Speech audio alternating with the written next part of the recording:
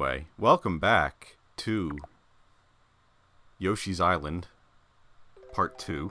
Welcome back to the stream. Thank you guys for being here.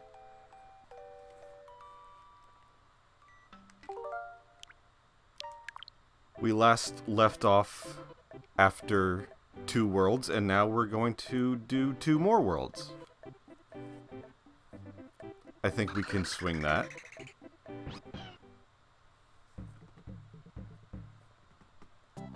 And we're just in time. I think this might be my favorite world.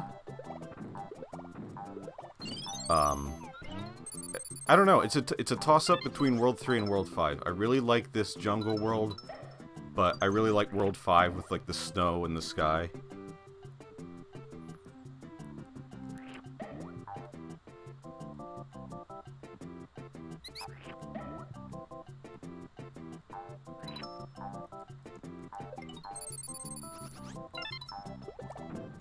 How are you guys all tonight?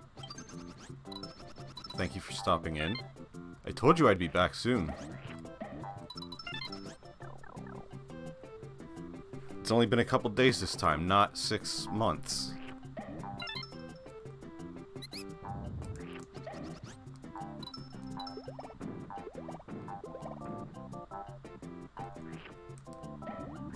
As always, let me know how the audio is. I did further tweak setting. Nothing was super wrong with the audio, but I did tweak some settings and stuff, so, you know. I get very anal about audio issues, so. And not that, you know, the best I can make it at the moment is really not even that good. But I would like it to be the best I can do.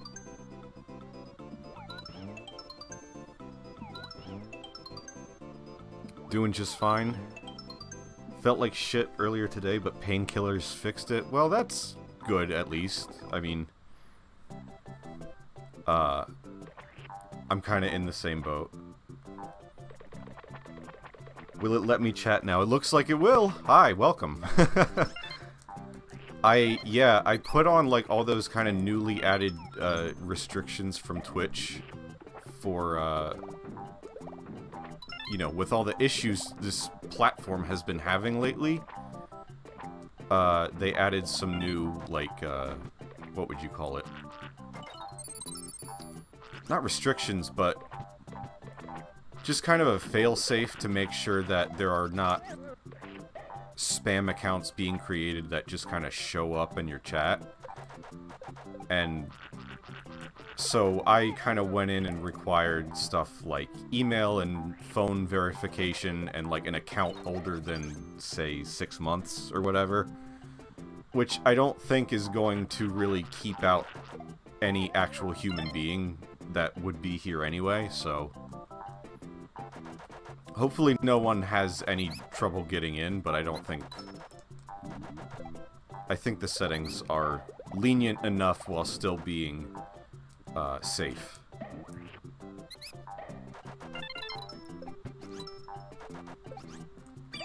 Oh no, that's not a good prize. Yeah, and I'm not even sure, I haven't heard lately if the bot thing was even still going on, because there's bigger news with Twitch problems, so I don't know if the bots are still happening or if they just kind of got swept up under the rug with, you know, everything else. The leaks and stuff.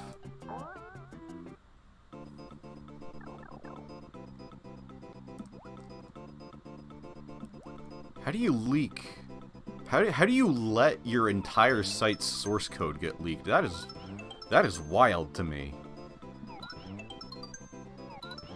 I've considered, I probably should just put myself in, follower only chat. Which is not that much of, like, a barrier for somebody to cross, but it's a little extra protection. I mean, like, if you're gonna be here, you might as well be following me anyway. It was a hassle, but not too bad and totally understandable. I mean, yeah, I reset all my shit and like my stream key and connected accounts. I'll tell you what, I was unable to upload the previous VOD to YouTube with just the plain export setting that I'm used to using. And I got really worried that it was a me problem, because I think my YouTube for a long time was tied to an ancient email that is no longer available to me. And so I was like, oh no, did I accidentally like lock myself out of being able to connect to my YouTube? But apparently that is a problem across the board for people on Twitch, that they can't export to YouTube right now. Which may be... Twitch has not apparently responded to any... Are we gonna do this again? Twitch has not responded to anybody, but I think that might just be a precaution of them locking out from... You know, to keep people from being able to get into YouTube accounts. So I was able to just, you know, it's a hassle, but I just downloaded the VOD myself and then re-uploaded it to YouTube. Speaking of, apparently some Missouri school district website had teachers' social security numbers embedded in the HTML, and the governor is claiming hackers did it. They've been there for over a decade, and I'm embarrassed to be from Missouri.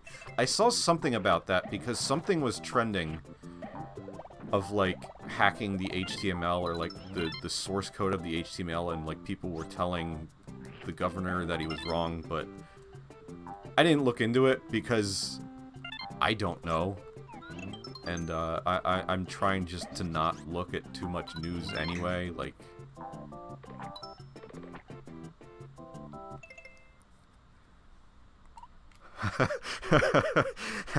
At least you're not from Texas. I got some news for...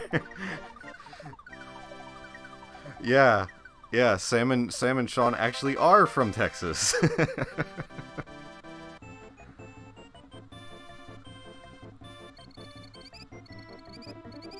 Oh shit, I missed a coin. God damn it.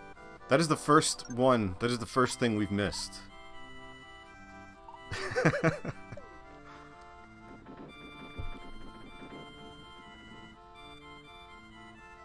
Should I bet 99 lives? What if I lose? Times 1. Okay. We broke even. Yoshi has been spared by this minigame. For now. Now we have to wait for it to count back up. Jesus.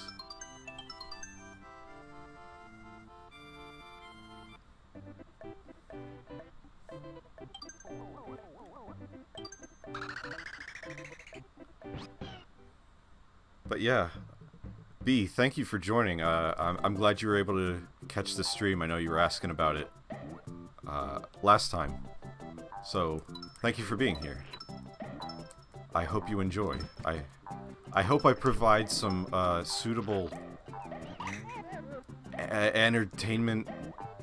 Something happen here that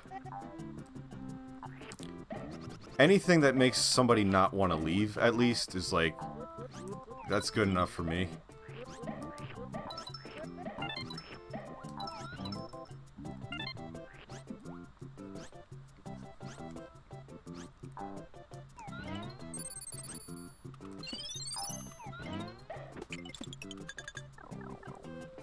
This is like my favorite thing in the game right here, this message box. We, the Mario team, poured our hearts and souls into creating this game for your entertainment. It is full of secrets. Enjoy. I saw that as a kid, and first of all, like, this is cool. This is like a cool little secret area. All it is like some coins, but it's like Poochie, and it's got like a rarely used background. And like that little message, like as a kid, that really hit me. Like, I don't think I realized... I gave much thought prior to the fact that people made video games. Like, video games weren't just being birthed into existence by, you know, Nintendo or whatever. It was like, people made this. And for them to, like, put in a little, it was very straightforward, just little developer message like that.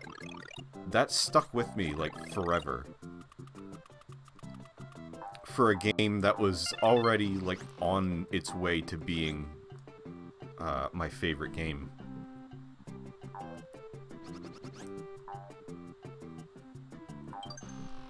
And I think this game does show a lot. Like, you can just see the love and the passion that went into this. And it almost makes me wish that, you know, because so soon after this was Mario 64 and the Nintendo 64, and we kind of moved into the 3D, and you know, 2D games took a back seat for a while, and it was all about, like, oh, the best graphics and, you know, 3D, and, you know, how much can we push the technology. And I feel like if we had got another, like, 2D Mario game sooner after this one than New Super Mario Bros. In 2006, I feel like we would have gotten, like, another Mario game that was more along the lines of this, and used, like, a lot of what the team learned and developed with this game. And we never really saw that. Like, they kind of moved into, like, we could have had, like, a really colorful, hand-drawn looking Mario game, like traditional Mario game. But by the time they were willing to make another 2D Mario, it was like, well, let's combine 3D and 2D, and I don't hate it, but I don't love it.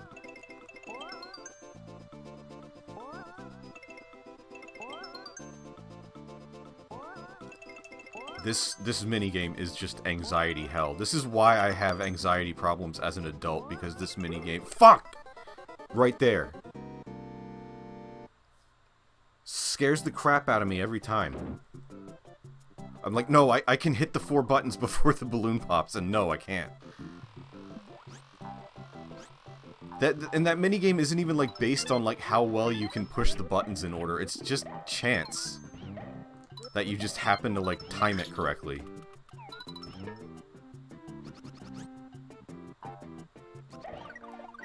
Trust issues minigame.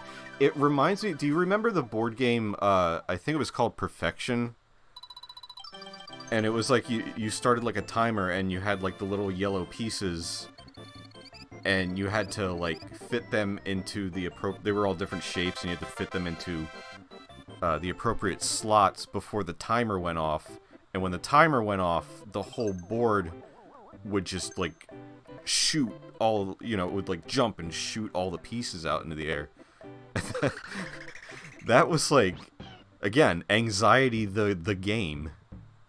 Not a fun concept.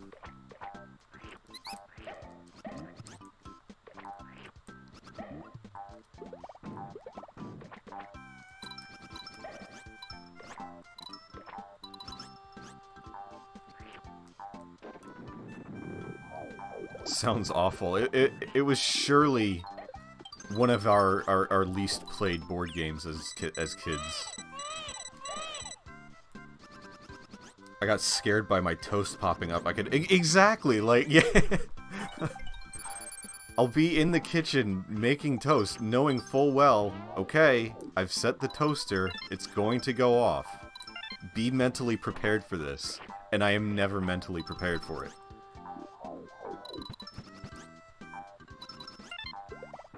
It's just such a jarring thing.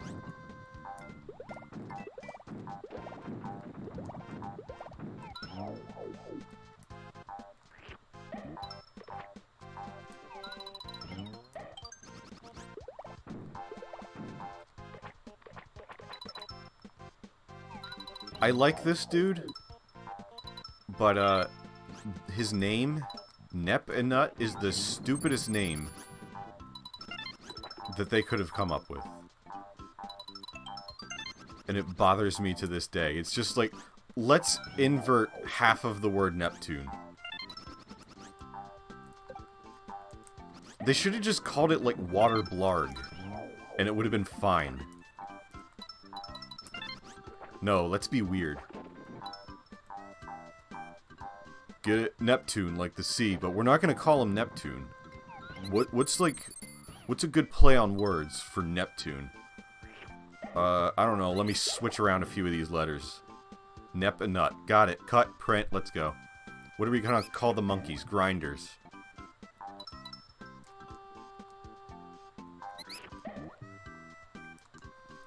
What do we call this blue fish-like piranha plant? Hootie the Bluefish. Not joking, that's actually the character's name. Nintendo went the full other naming direction with naming conventions these days. No more weird. The names for this game were definitely the localization team having fun. And a lot of them were retconned. Like, the monkeys are no longer referred to as grinders as they are here. They just became Ukiki. And I believe a lot of, like, other ones had their names kind of toned back. Yeah, why name the monkey after a type of sandwich? Yeah. I never understood it either, because there are other grinders in Mario already. Like, the saw blades from Mario World are called grinders. Anyway, here's that guy from Twitter. Leon or something.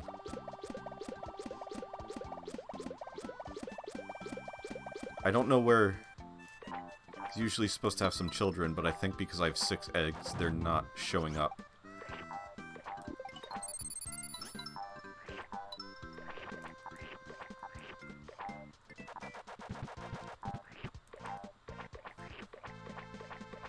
This game reminds me of McDonald's. Like, right here. I know I said last time, like, and it must be kind of the same thing. Stick with me here. A bunch of stuff must have happened in my childhood, like, exactly the same time this game came out. And anytime I play this game, it just brings back all of the memories. And I don't know if I was, like, going to McDonald's around this time in my childhood that I play this game and, like, I get to certain spots and my brain just goes, McDonald's. Either that or that's, like, some kind of covert advertising.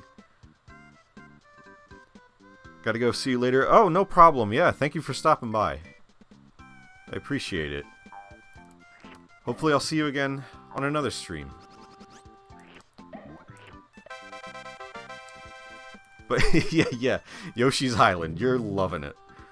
I don't know, I've told this story before, and probably a long time ago at this point, that when I was really young, I used to go to McDonald's. Like, my mom used to take me, you know, if we'd be out somewhere and there was a McDonald's nearby, we'd go, and I'd get some chicken nuggets and play in the play place and, you know, whatever.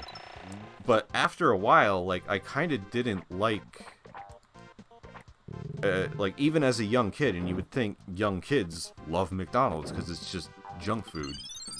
But, oh, dang.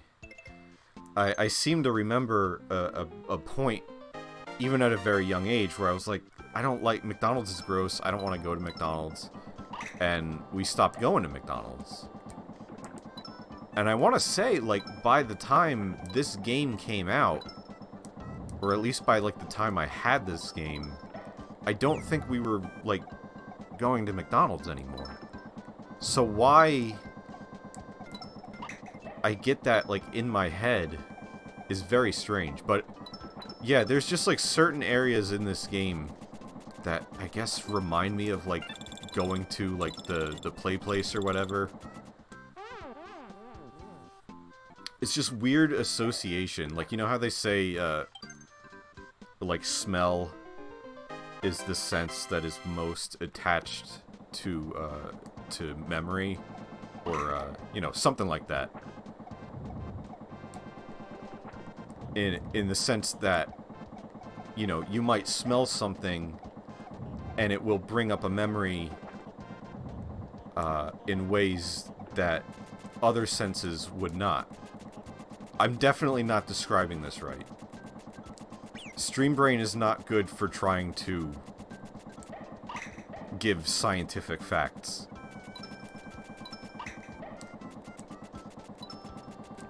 But I think it is some kind of association going on there.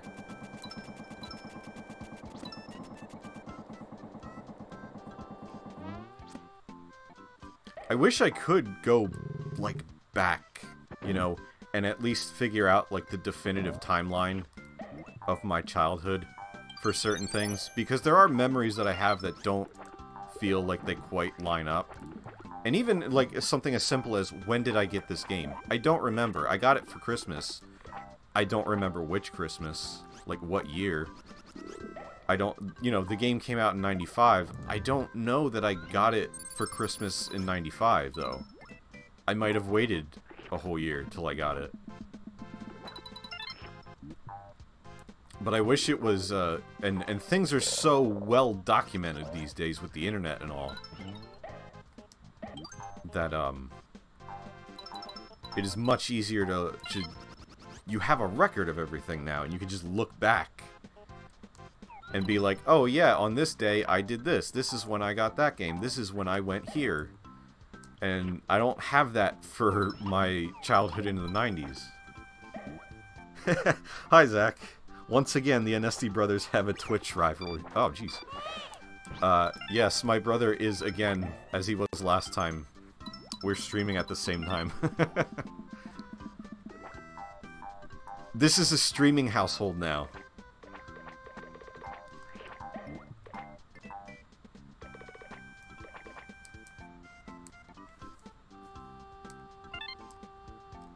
A nasty rivalry.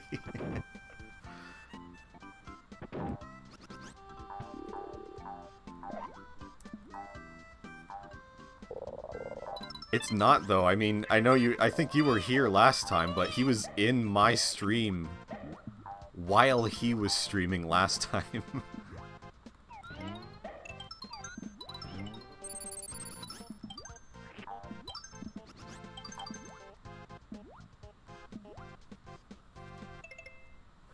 God damn it, Automod. Yesterday he said Mario was an asshole. I believe it. He hates that game.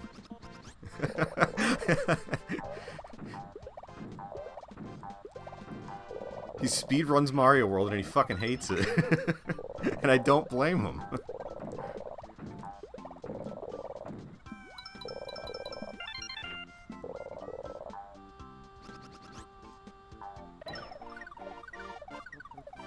Speedrunners hate the games they run, it seems. I can imagine if I was like...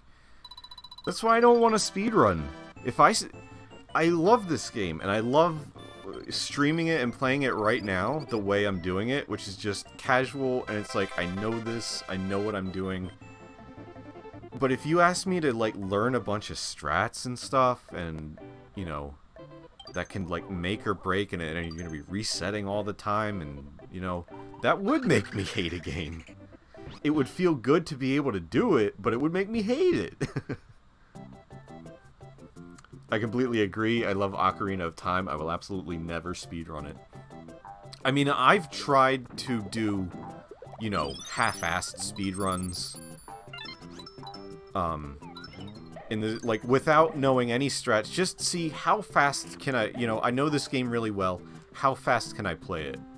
But, you know, I like watching speedrunners. It's fun to see the games break. It's fun to see the exploits and the shit that people can pull off.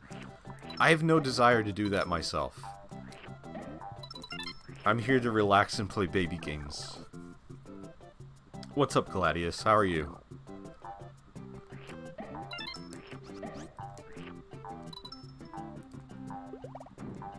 Vibe, yeah, exactly. That's what I'm here to do.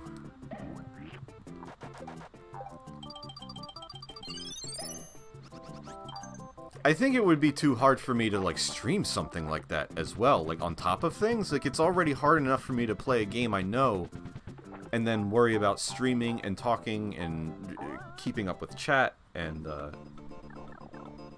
yada yada. Like, this is the most I can do.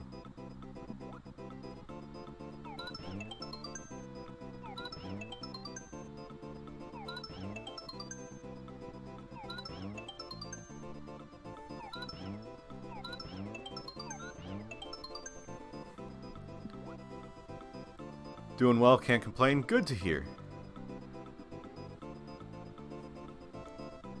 The exploits and stuff are interesting, but when people are like, I glitched straight to the end and beat the game, okay, but no, you didn't. You didn't even get to play the game, really. That's why I would like to, like, if I really wanted to do speedrunning, I would do a category that was largely... I mean, that's why they have the categories, because so many of these games you can just, like, exploit the credits to roll within a minute of turning on the game, and that, you know, defeats the point of speedrunning the game proper. So, yeah, there are various categories, and that's what I would do, like something like glitchless, or 100%, or, you know, something where you're going to see the vast majority of the game. I love sequence breaking, but yeah, wrong warps are too far for my enjoyment. It's nice, like, the very first time you see it. It's like, holy shit, I didn't know you could do that. But after that, like, the novelty wears off pretty fast.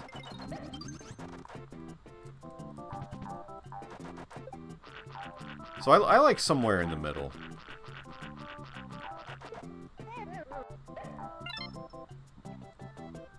Yeah, after the first time, it's whatever. Do an Ocarina of Time randomizer? I don't know Ocarina well enough. I've only played it like 4 times, and I do like it, and it's been a while since I've played. I should just play again. Just, you know, on my own, casually, but, uh-oh. There we go. I don't know how well I could do a randomizer of that. I would have to at least play a vanilla run. Hi, Caddy. Baby Mario, yeah. Mitri playing adult Mario, I'm playing Baby Mario. Yoshi's Island randomizer. Now that... Is there a randomizer? Do we know? I've never actually looked into it. Uh-oh.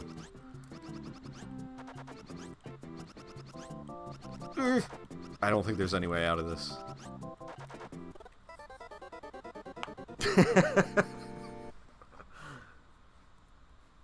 Ew, get the Mitri emotes out of here. One of us has emotes at least, and it's not me. If he wants to flex his emotes, he's more than welcome to do that.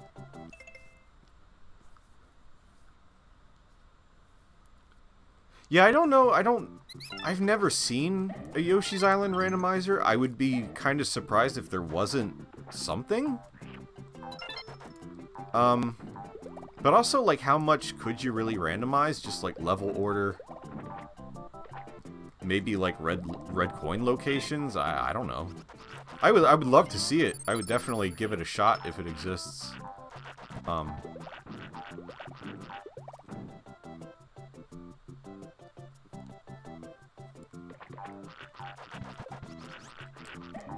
I would like to, at one point, get a setup where I can do more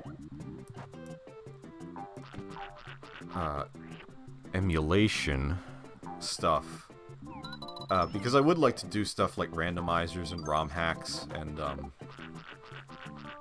like once you've seen me play the vanilla game, I would like to do variants on it. I would love to do. I made a tweet, you know, years ago, that I would love to do like a stream segment.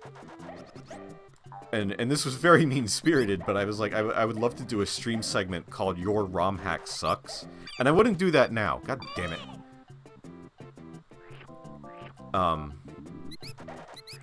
I wouldn't do that now, but I would like to stream some ROM hacks, just because there are some really cool things out there. There is a randomizer for Yoshi's Island, though it's not as full-fledged as Super Mario World. Hey, yeah, give it some time and they might work on it some more. Nico, you have enough followers for the emotes. I know, but I'm probably gonna bite the bullet and activate affiliate soon. I'm not gonna have enough stars to get 100% again. God. And I don't have the... And where is that coin that I keep missing? Fuck this level. I'm gonna get some cheese items. This is not what I meant to do. I meant to go to the bonus game. This stream is off the rails already.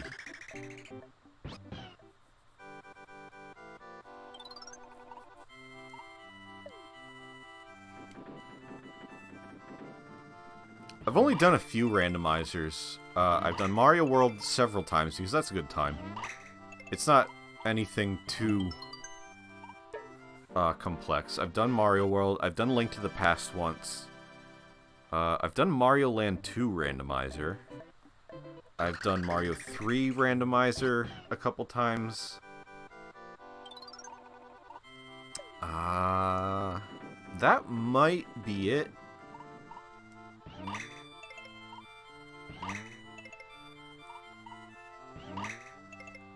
Okay, that's good to have some of those. Yeah, I would be like I'm still going through like because I haven't streamed enough to even stream the games I've been. We're gonna try this level one more time. I haven't even streamed enough to play a lot of these games in their vanilla forms yet. So I would like to do that before we start talking of variants.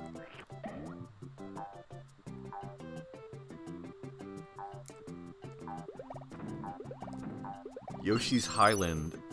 It's a ROM hack that basically does all the crazy randomizing stuff. I think I've heard of that, actually. Or somebody played it, or... I think it was like the same concept as like the Chaos Mario 64. Or something like that, where it kinda... you know, has like randomized elements that fuck with you and whatnot. I might have to look into that one, even just for myself.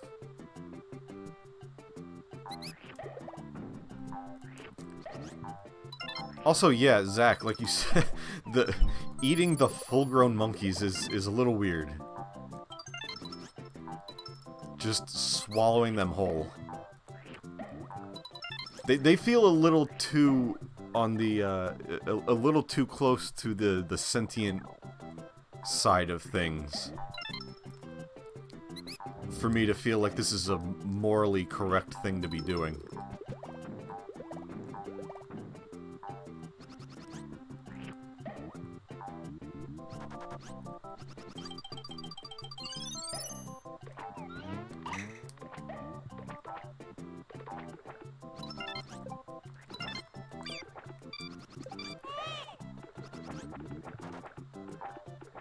Yoshi is an apex predator.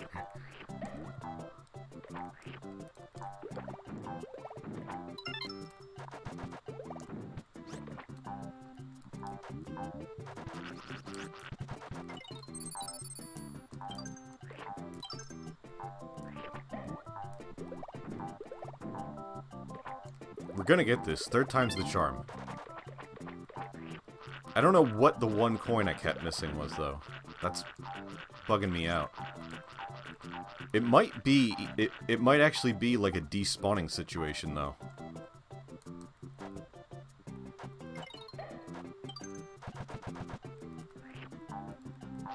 Because that can happen.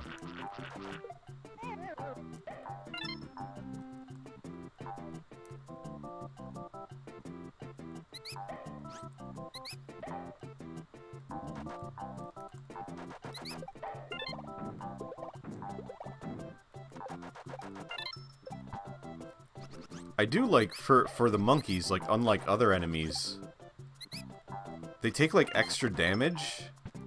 And so, like, if you jump on them, they don't die. They just turn, like, a darker brown.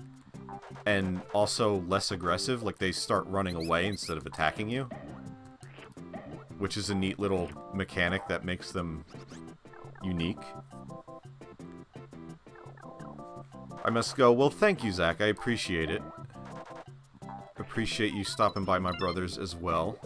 Thank you for supporting us. Have a good night.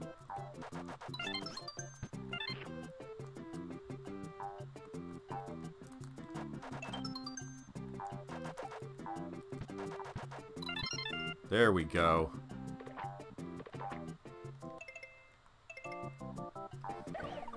What did I say? 100% first time. Definitely didn't do the level before. I haven't gotten many bonus games, actually, through the previous stream and this one. I haven't wound up playing many of them at the end of the level.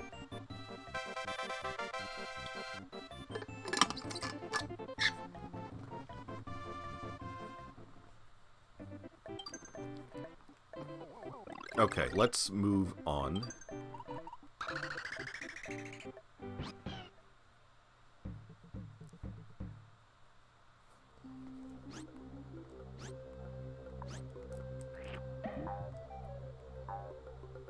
I love this fortress with, like, the, it's, like, not even, it's, like, outside. It's, like, just kind of like a ruins, like, jungle.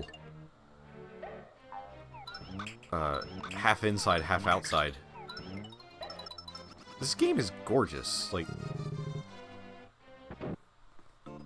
I've made my point, like, but I can't stop saying it. I can't not gush about this game.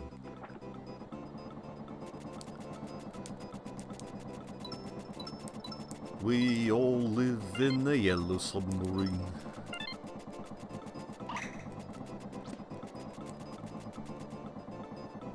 Yellow Yoshi is decidedly orange-ish in this game, but this is supposed to be yellow Yoshi.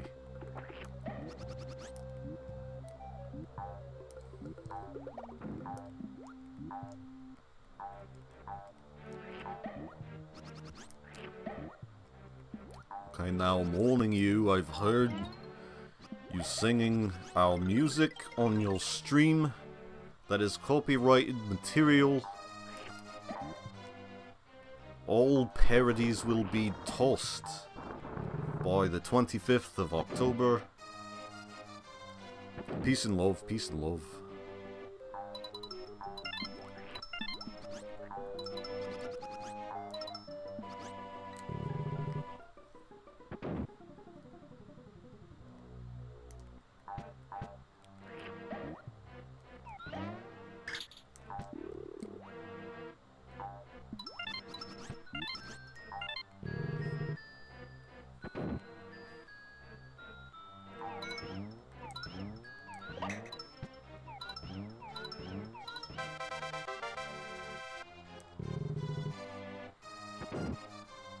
I want crab cakes now.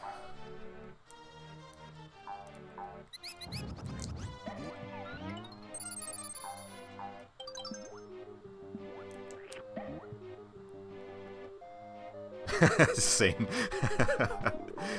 The best thing about streaming is, like, you can just mention a food and chat will just be like, fuck, I want that food. Me too. Oh my god, I wasn't thinking about this, but god damn it.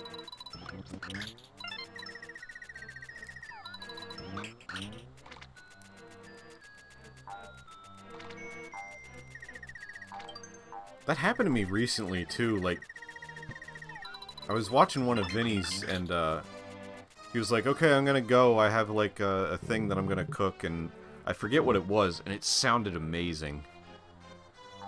And it was, like, 11 o'clock at night, too, and I was like, I want to eat that right now. I want those food.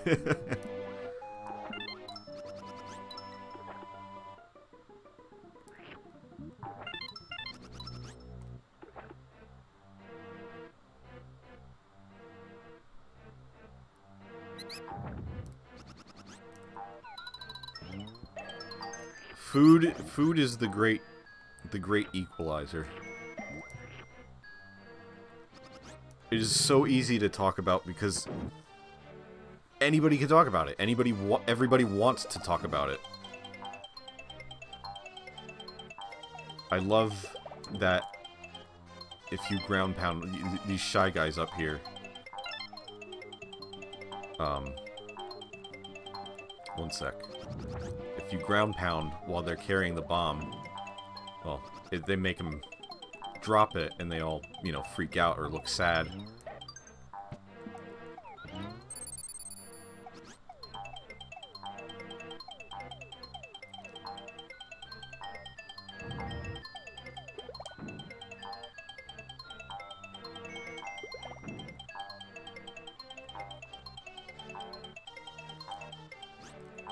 The soothing lullaby of the pink windmill platform in Yoshi's Island.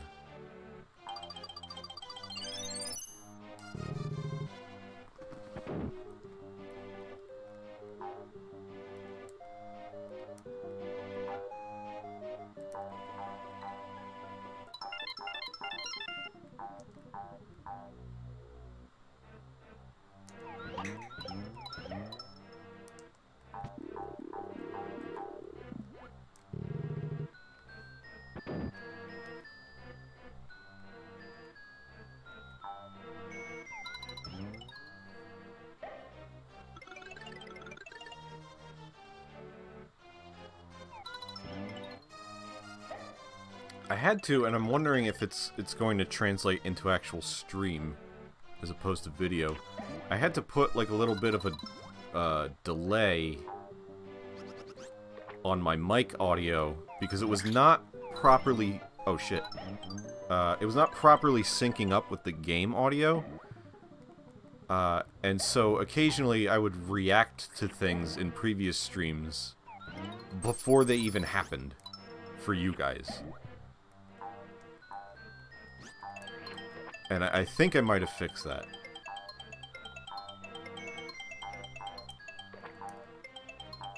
It wasn't the biggest deal, but it bothered me.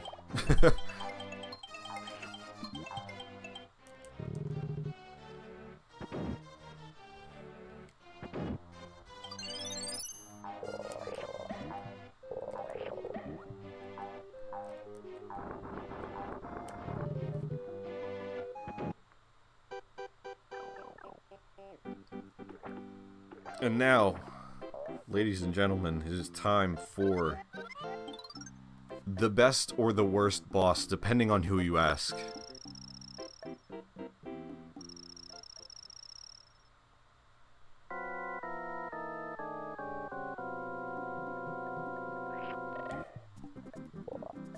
Yeah. Yeah, it's that.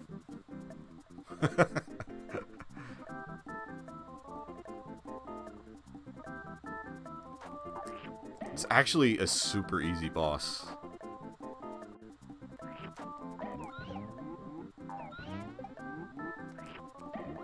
But very creative.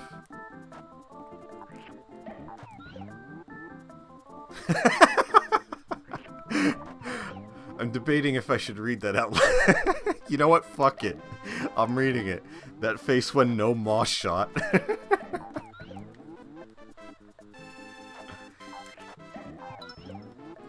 Give the people what they want, Nintendo.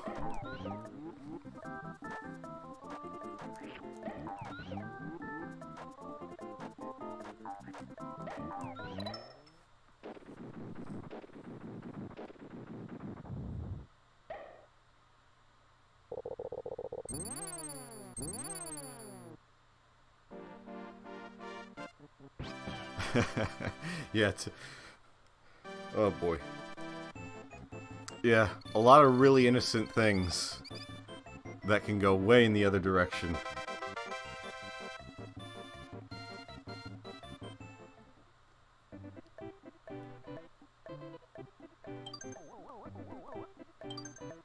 Yoshi's expression when coming out was great. like, real talk, like, vor aside, I really loved that as a kid, because up until that point, like, you had the previous 4 bosses, and, you know, Kamek comes in and he does his magic and makes a regular enemy big, and then, you know, you come into that boss arena expecting the same thing to happen, like, oh, he's gonna make the... Oh, that was brilliant. You expect him to make the frog big, and all of a sudden, Yoshi, like, makes that face, and he's the one that starts glowing like that. And as a kid, that was kind of genuinely, like, exciting. Like, whoa, this is, like, you know, subverting expectation. I mean, it was a cool idea, honestly. It was a cool idea. It was also vor, but it was a cool idea.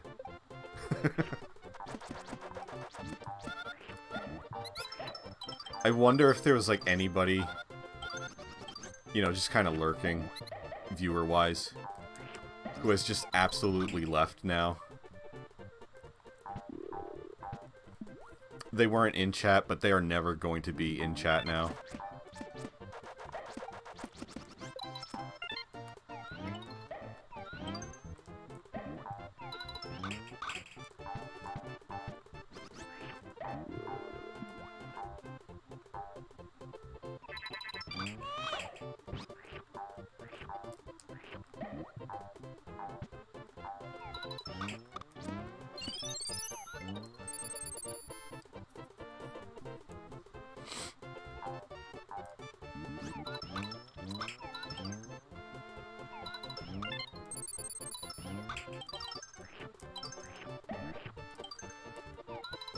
I think this is also, like, one of my favorite video game songs of all time. I mean, that's a tough call, but this song is so fucking good.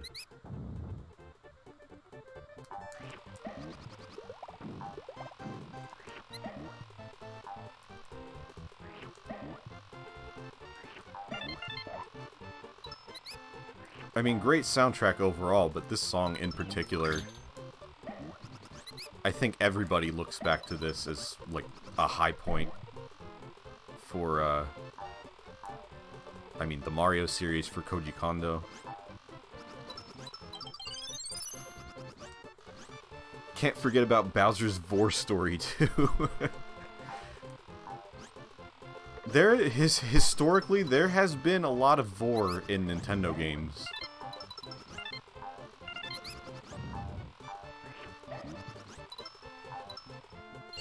It's only weird if you make it weird, okay?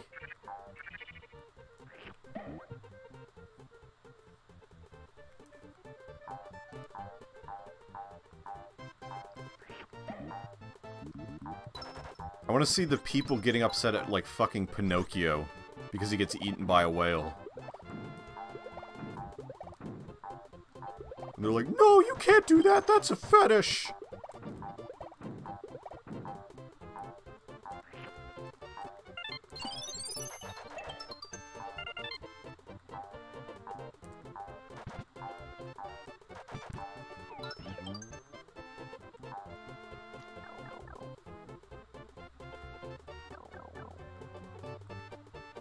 There's a lot of tropes in that, like, recur across multiple Nintendo franchises. You know, the hand boss. There's always a hand boss. And eye enemies. Sometimes they combine the eyes and the hands. Zelda, Mario, Kirby, you know.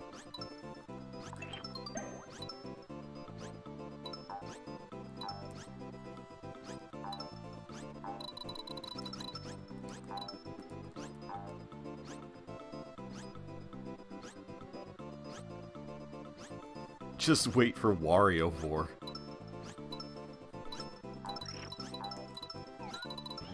I mean, you think that doesn't exist?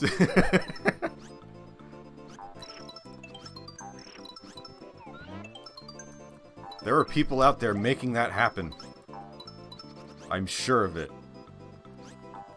I'm not going to check if I'm right, but it's a safe bet.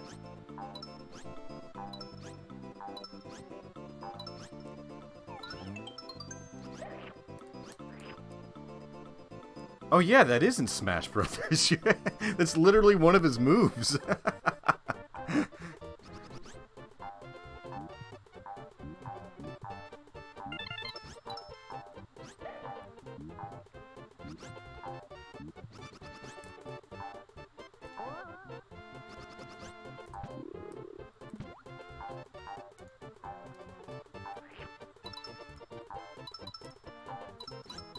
I'm a Wario. I'm gonna eat.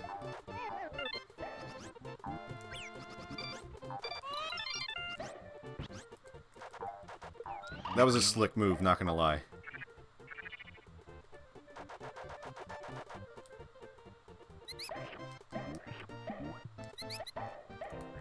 You want war? Wario show you war. Stream cancelled. What is this smut? What is this trash?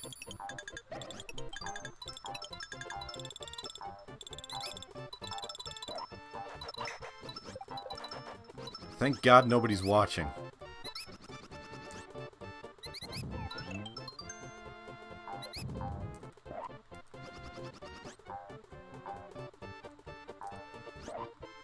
I feel like I'm hearing fireworks on outside. What the fuck is happening? I don't think it's enough to come up on the mic, but... Now you have to play a Wario game after finishing this? I wanted to, I definitely want to play Wario Land 4. And I also really want to play Wario Land Shake It, because I haven't played that game at all in a long time. So both of those are on the table. I mean, yeah, all 5 of the Wario Land games, or 6 really, all of the Wario Land games are great, and I'm down for any of them. But yeah, 4 and Shake It are high on my list. But I did want to do something non-Mario in between, because if you look, like, even though my streaming has been sporadic, there's been a lot of Mario in a row.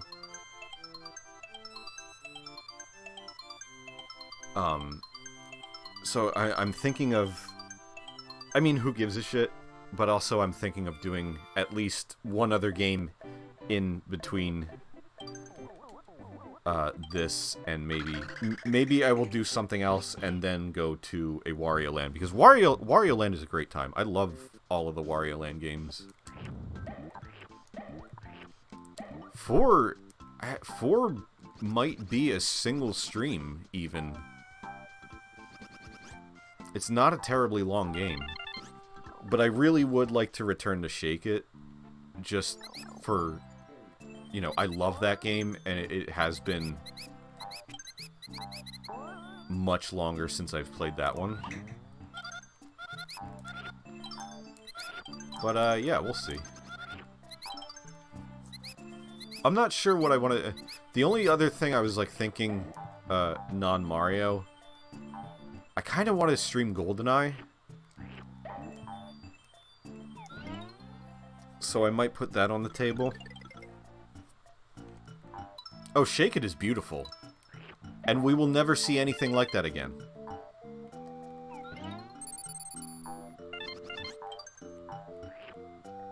They went so hard with that game in every aspect.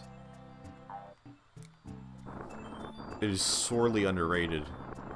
But yeah, like the animations were done by Production IG,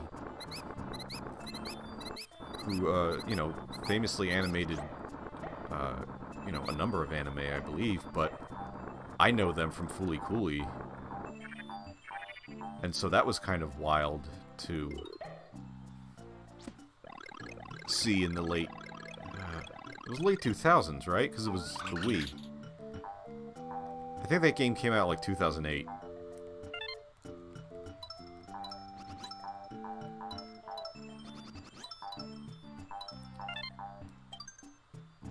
This is like my other favorite level, by the way. This is... All my favorite levels are cave levels, because they're beautiful, but God, I really like this one. This background, I have this as one of my backgrounds on my computer for my desktop. Because this is just so fucking pretty. With, like, the windows and these hills and the plants, the bioluminescence. I love it. I know I said, like, last time that, What's Gusty Taste Like was my favorite, and that is one of my favorites. But this is, like, the other one. They're like, tied.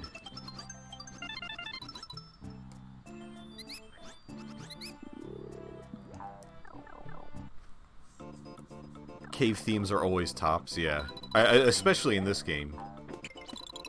Because they don't even feel like dark and dingy or anything. They're just nice. They're very pretty.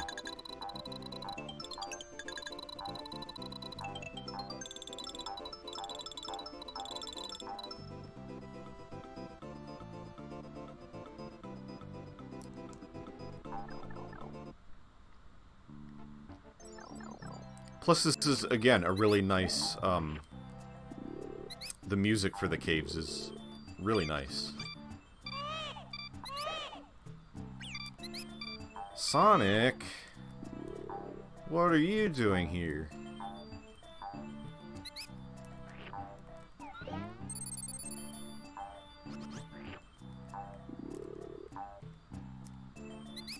You know what?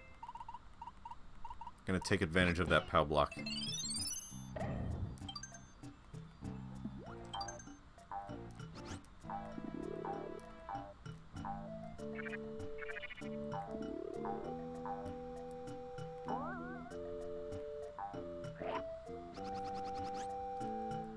It's not Sonic, it's my own original character, Hairy Hedgehog.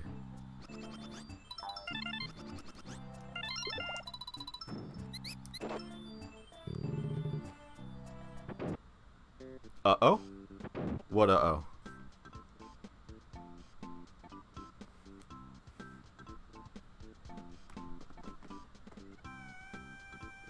Stream down, or is it us? Stream... yeah, stream is actually... I've had some dropped frames, but not a lot.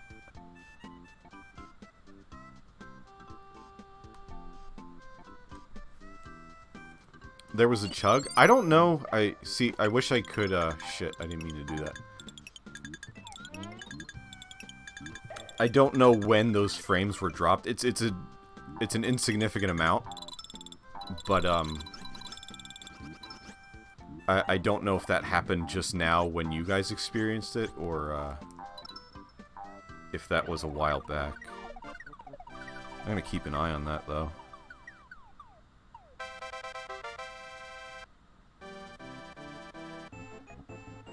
It's not continuing, so that's a good sign.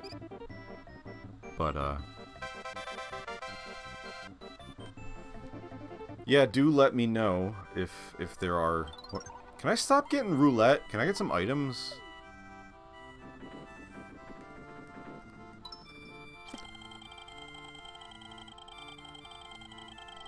I want to get ×3. Damn it. Imagine losing 99 lives at once.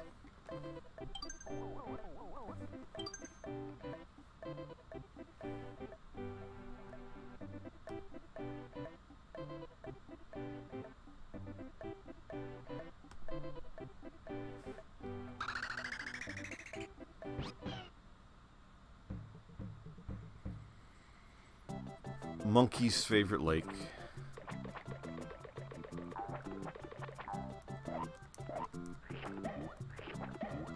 Yeah, so there was a little monkey fella, you know, swimming around in a lake, knocking about. Came across a dinosaur with a baby on his back, yeah. Lost his brother and the stork, trying to get home to his parents, yeah. Kidnapped by an evil turtle.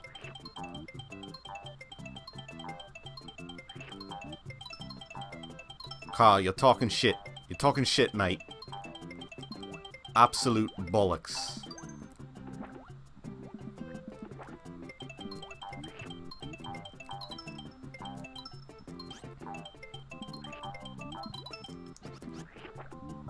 This is a story that Carl would tell when dinosaurs and man were knocking about. And a dinosaur helped a human baby find its way home.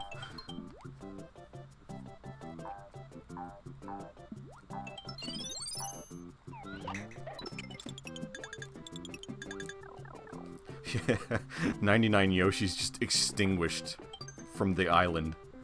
Just Thanos snapped out of existence by a roulette wheel.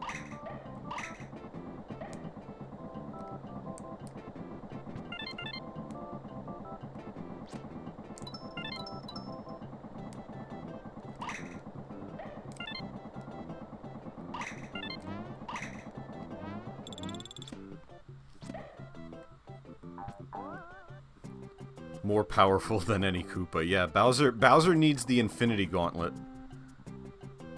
Look, full disclosure, I don't know thing one about Marvel anything. Hello, I was not paying attention.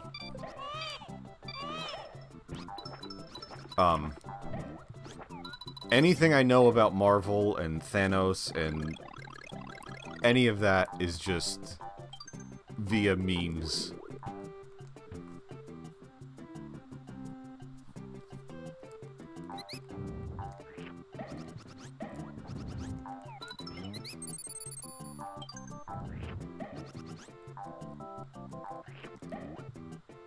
Same. Yeah.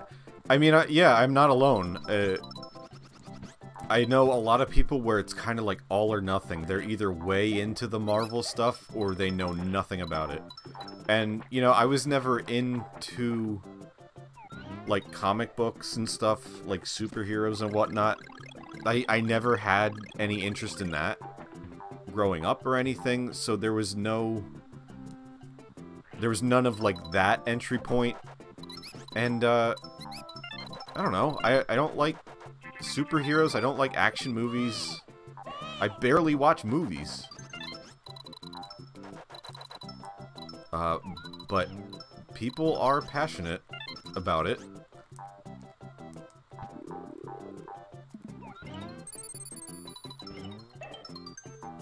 And there is certainly money to be had from it. But it's not my thing. It's just so far out of my wheelhouse.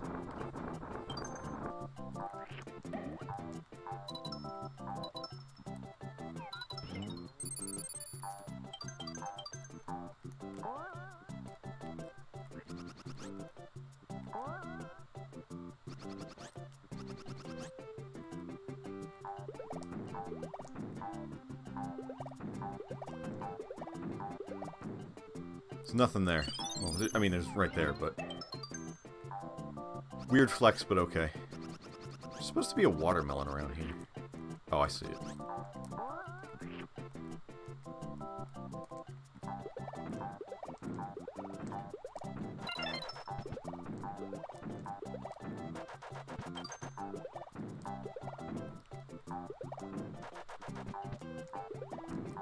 This little Tamagotchi fella running around.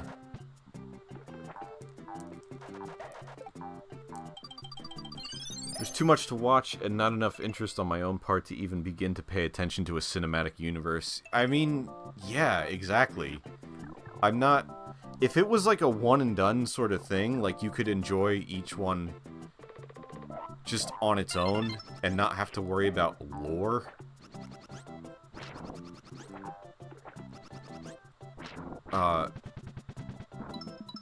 I would be a little more willing to watch it, maybe. But, like, yeah, they want to pump everything full of lore these days, and I'm not into it.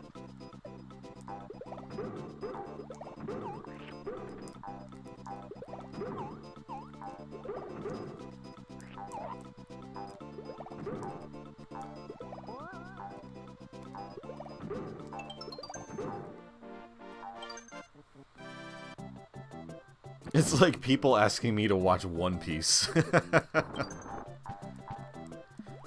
Yeah, you got time to watch 1,000 episodes? No, bro, it gets really good once you get to, like, around episode 600, it really picks up. I don't know anything about One Piece. I don't know anything about most anime. But I know more about anime than I know about Marvel. I can say that.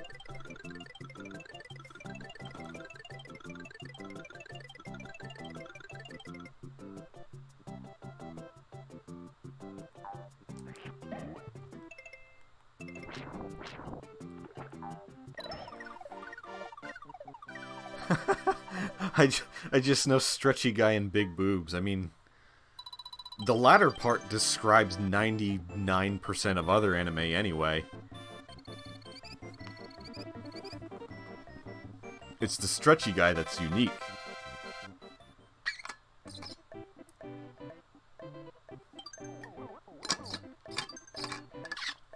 Can we confirm? Can we confirm, did I tweet out that I was live? Because I'm kinda... Maybe I never hit send on that.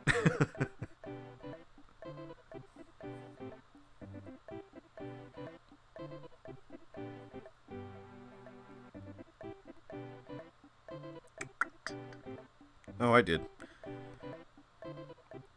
I think Twitter does not... The algorithm does not enjoy showing links.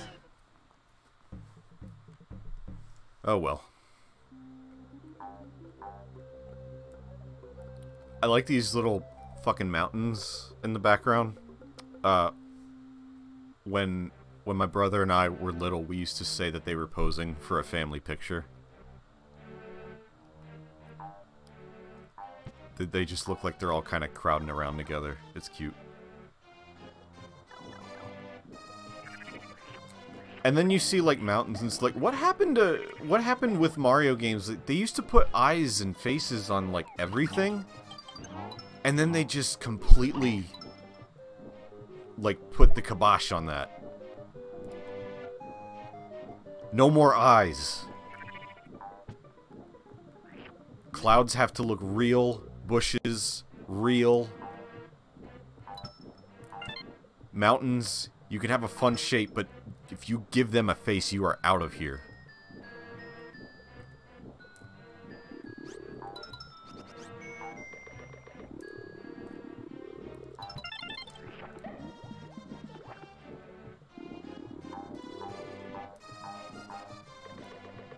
Yeah, Twitter does suppress links, which is infuriating. It suppresses hashtags, which is completely bonkers.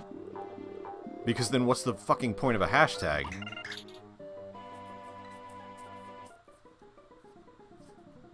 Oh, hi, Burgers. Oh, hi, Burgers. You're my favorite customer. Tommy's not even the one that says that. I would be happy if they just tried a cel-shaded or otherwise black outline new Mario title. That could work. Yeah, I mean... And it's kind of like, why have they done that, you know, the cel shading at least? Why have they done that for Zelda, but not Mario? Because I think that would be far more befitting to Mario. I don't mind how Mario looks these days, but... They did kind of sandpaper down a lot of edges, it feels like, if you know what I mean.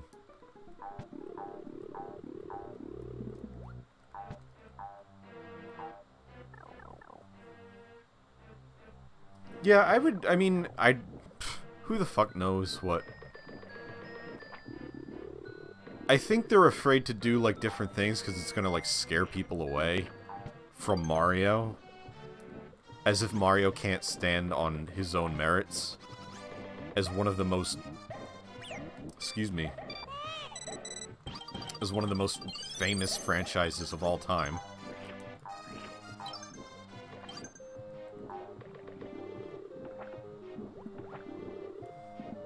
I mean, I saw people complaining earlier this week, actually, now that I think of it. There was a trailer for the upcoming Switch Mario Party game. Hi, Diego. And it was like a side-by-side... The new Mario Party game is like all old games and old boards from the N64, right? So, naturally, the Twitter squad is going to come out and do the side-by-side comparison thing and be like, look how soulless they made this. And so there was one minigame where there's like a car driving behind you being driven by a Shy Guy in the original N64, but on the new Switch version, it's driven by a Toad. And sure enough, there was like a Twitter thread of people losing their minds. Oh, they replaced everything with Toad, nothing could be original in Mario anymore. And it's like, I don't disagree, but also, like, pick your battles. That's not something I'm that fucking concerned about. And then the fucking Mario Wiki account comes along, and it's like, well, if you look at some of the other games that they're showing, they still retain a lot of the unique NPCs from the original N64. And it's such a fucking stupid thing to get upset about. It's the same with, like, you know, Paper Mario is all Toads now. Why don't they let Toad have a hat? I don't know. I don't care. I don't have the energy to be upset about that. Odyssey was pretty alright for graphics, but the stuff you could do with a 2D title. I was talking a little bit about it earlier, that if we had gotten a new 2D Mario game much sooner after this, Yoshi's Island, I wonder if maybe we would have gotten a 2D Mario with a more hand-drawn style. Instead of trying to blend 3D and 2D.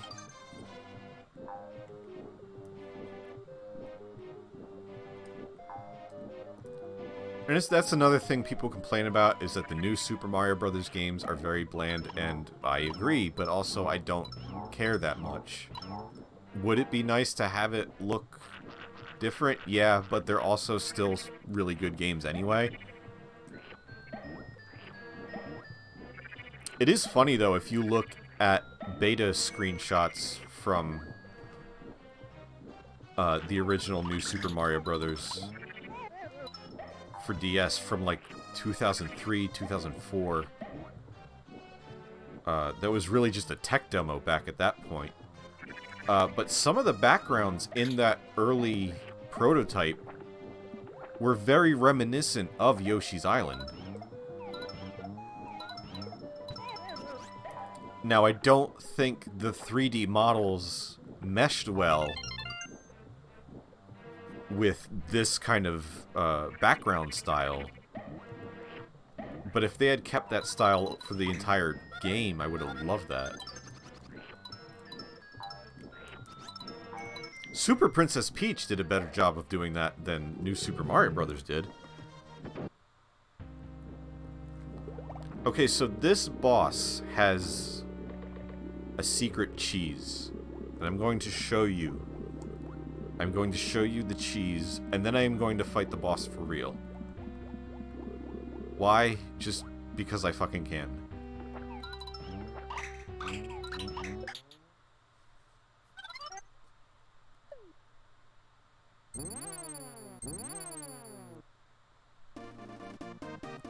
So yeah, you can kill that boss if you get it just on screen before Kamek comes in and, you know, douses it with magic. But let's use the magic of technology to fight it for real. Because this boss actually gave me a hell of a time as a kid, and I did not know how to beat this. And I fucking remember... And they teach you early, you know, I'm glossing over a lot of stuff in this game because I'm just bullshitting. But they teach you earlier in this fortress, in the previous level, of how you can skim eggs across the water, which is the key to beating this boss. But as a kid, I did not comprehend that. And, you know, you're supposed to do this and hit him in the navel. but never knew how to do that as a kid, and I was just like sitting here just firing eggs and eggs and eggs into his mouth. And I remember getting like really close to the TV, and my brother was there, and we were like, are we doing any damage to him? And we were like getting close to the TV, like looking at, like, yeah, his teeth look more yellow, we must be doing damage. And like, no, that's not a thing that happened. We weren't doing shit to him. We were just wasting eggs. Eventually we figured it out. I don't know how. But now it's a breeze.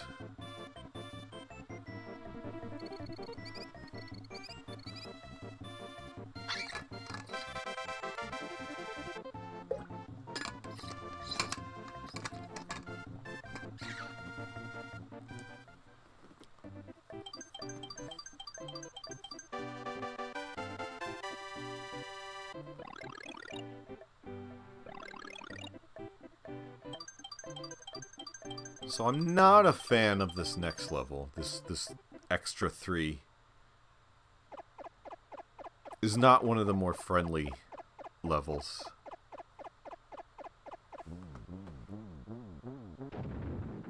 I think that if the Virtual Boy had not been such a flop, or if it had better design, maybe we would have seen an original 32-bit Mario game. There was Virtual Boy Mario Land. You know, as you know, Virtual Boy Wario Land is a thing, but there was at least a tech demo for a Virtual Boy Mario Land, and I lament that we never got that quite a bit, because the 2D Mario games really kind of dropped off hard.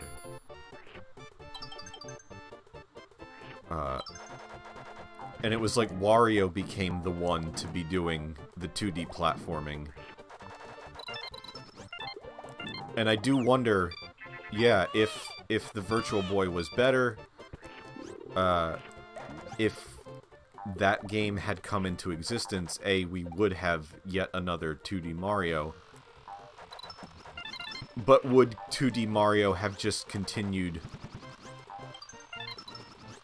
between then and 2006 without, like, a long absence?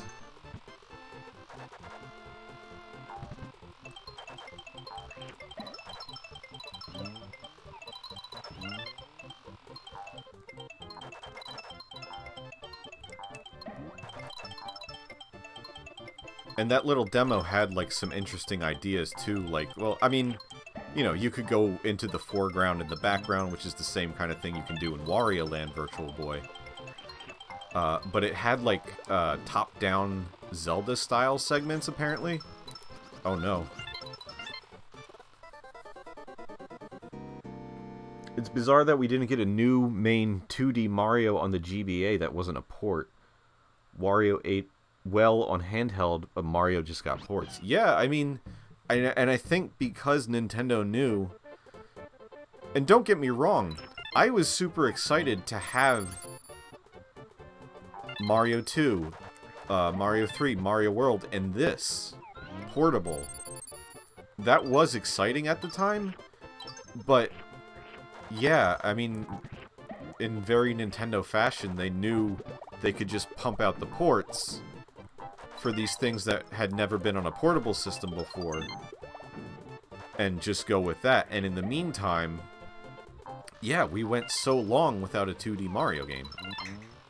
The closest things being,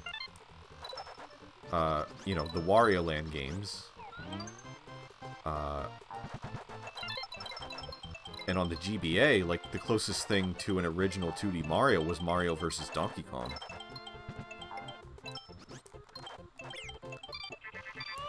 Oh, this level sucks.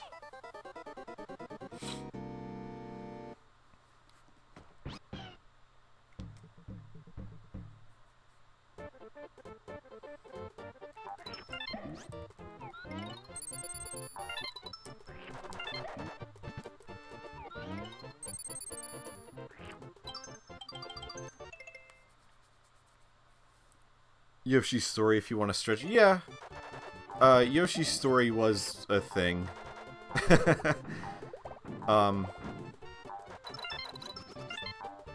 Yeah, it kind of took... It's weird how...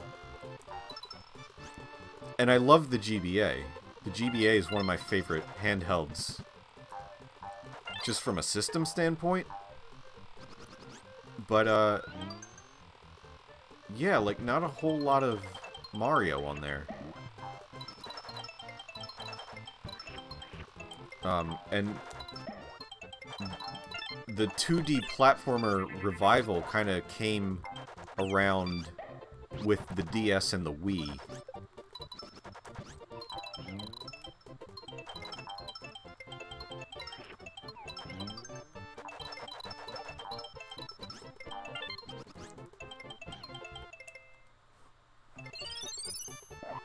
And I'm glad it did come back, because, like, when the N64 came out, when the PlayStation came out, and then, you know, all the... God damn it! That is the worst Shy Guy in the game. It was all about 3D. Nobody wanted to do 2D anymore. I'm surprised Yoshi's Story did exist. And even then, they went with that ugly-ass, pre-rendered 3D style.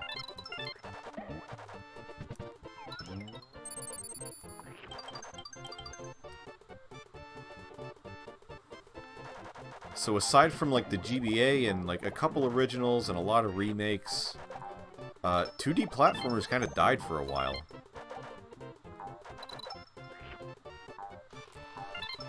But then you look at, like, the Super Nintendo and the Genesis, and everything had to be a 2D platformer. If you wanted to make a licensed game about, like, a show or a mascot or whatever, it was a 2D platformer.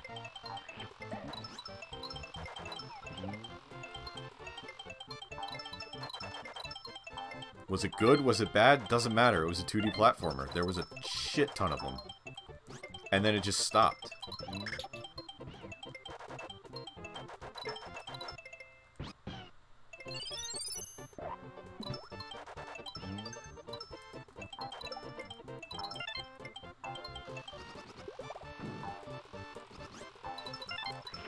There we go.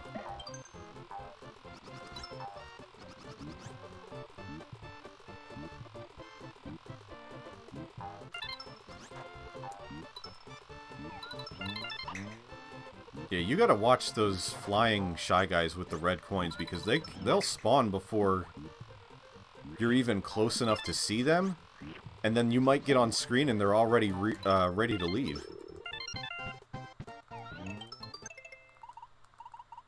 But we are good here, thankfully. That wasn't quite as painful as I thought it was going to be.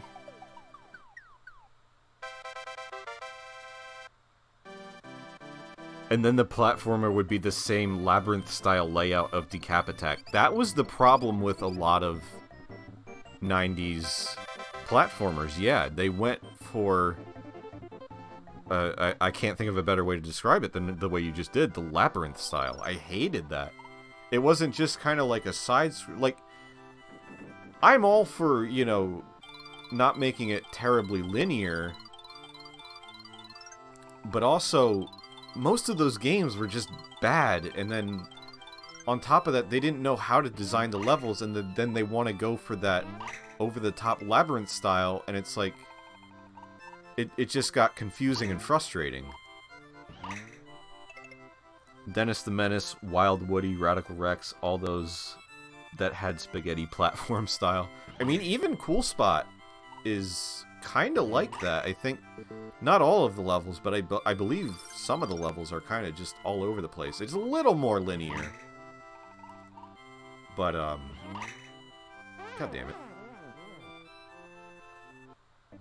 Definitely hard to concentrate on card matching games while you're streaming.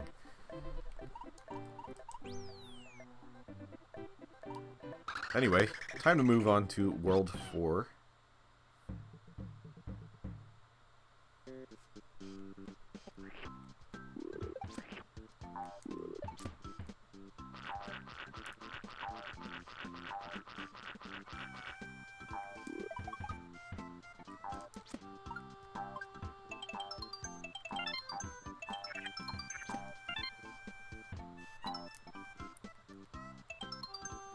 This is great for those 99 Yoshis I lost.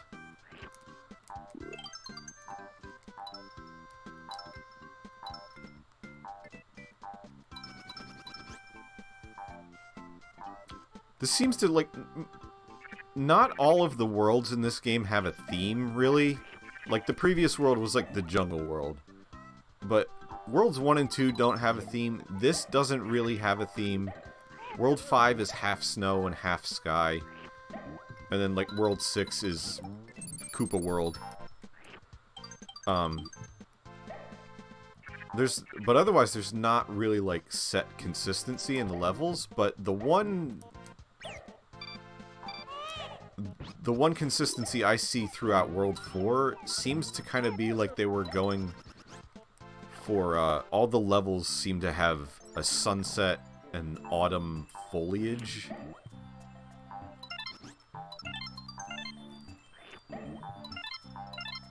Which is like a world style without it being a specific locale, I guess.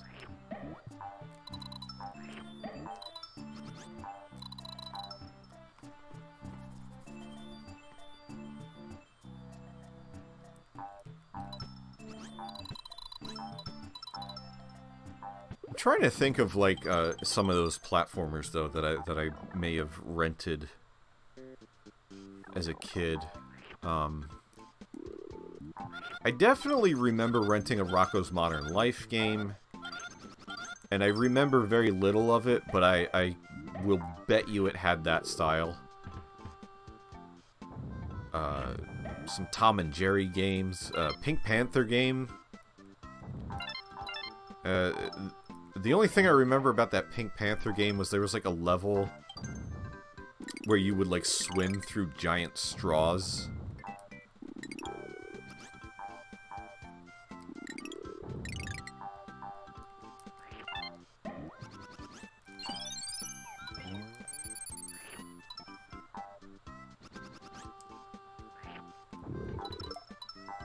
I should do, you know, going back to the subject, because I don't own these games, so going back to the subject of emulation, I would like to do, maybe sometime, a showcase of games like that, you know, the licensed platformers of the 1990s. I remember Roadrunner Death Valley. I know of that game, but I've definitely never played it.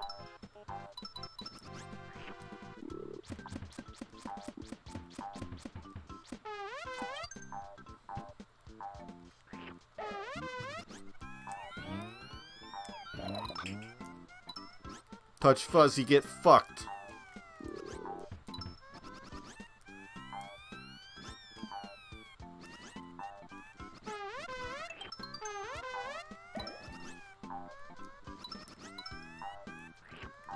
Yeah, I should put together like a pack of licensed games for the Super Nintendo. You know, based on like cartoons and stuff. And see how they, quote-unquote, hold up. I'm sure it's about as much as you'd expect. I don't want to alarm anybody. I don't want to get banned on Twitch or anything, but you didn't hear it from me. But this is supposed to be a naked lady. This is supposed to be the torso of... Not naked, I guess, actually. Yeah. She's got a little bikini bottom on there. But a crude little structure put in there by the developers. Twitch, please don't ban.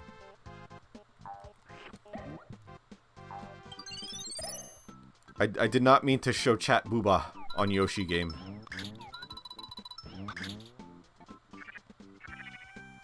The authorities are on their way.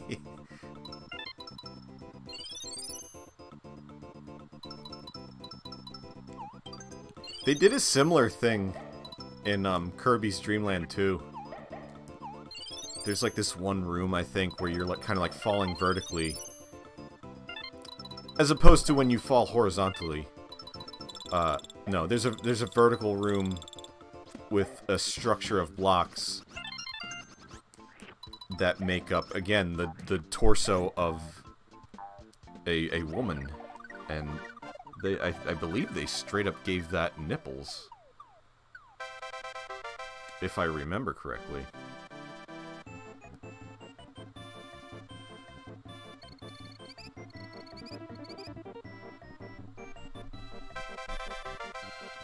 I'm sure if I stream that someday, I will point that out.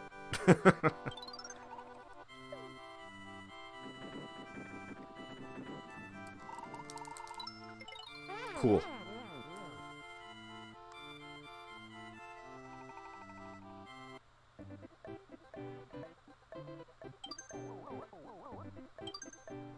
Can't forget the famous P bridge in 3D World. That was so obvious.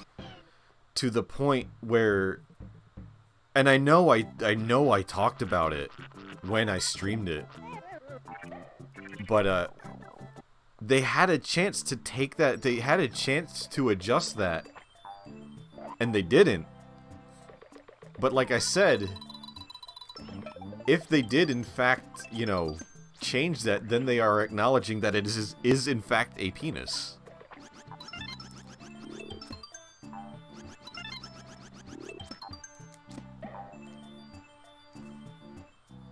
Oh yeah, that was my thumbnail. I worked hard on that. I got that picture of Peach in the bikini, and the PP bridge in the background. I worked for those 27 views. You better believe it.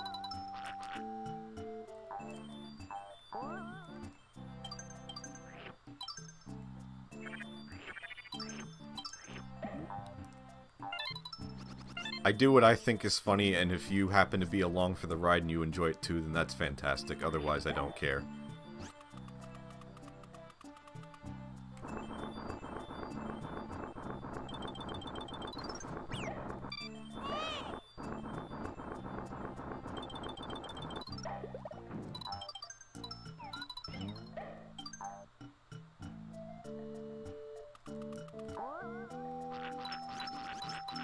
Another very pretty cave. Nice gradient going on in the background there.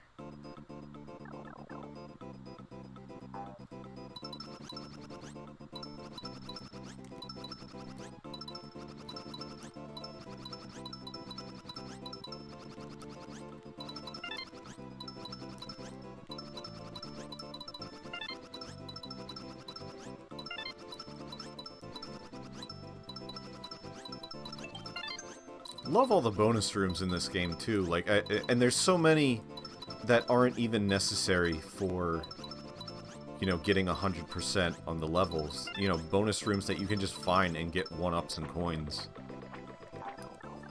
And I think that's really my favorite thing about games is just exploring. And Mario games have always had a good balance between, you know, you can go just from point A to point B, but it's fun to look for the other hidden things along the way, even if they're not necessary.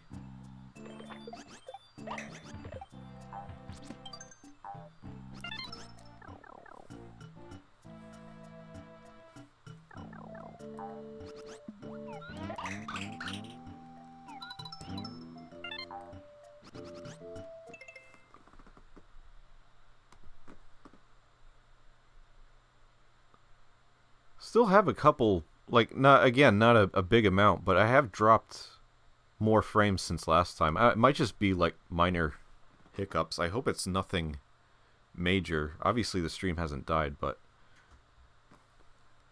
Hey, I've been watching, but I was in my bed on my phone, and mobile Twitch app wouldn't let me log in unless I got the app.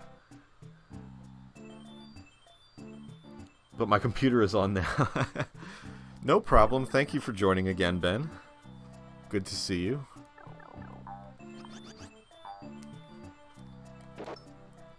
Yeah, Twitch mobile app anyway is not really that great.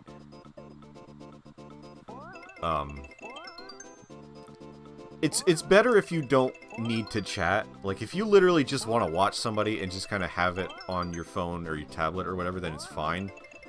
But if you want to do anything more than that, it's not that great. Yeah, Twitch Mobile is garbage. Hi, Mitri. Is your stream over, or are you still juggling?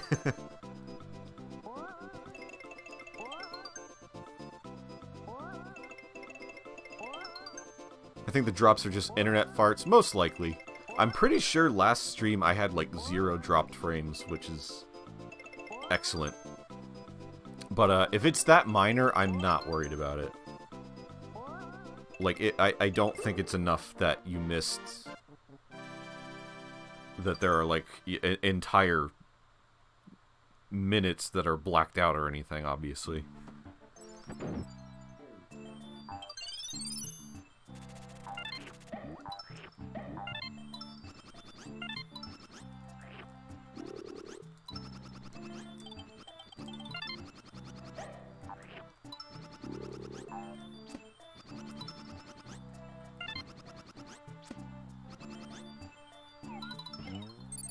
The internet sure is fun.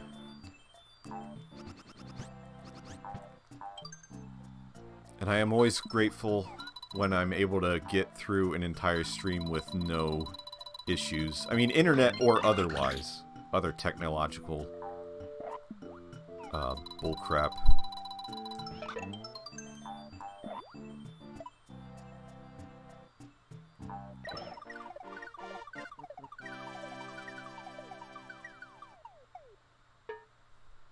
It's just so much of a headache. And it's why I don't do more... like, it's why I do kind of just bare bones.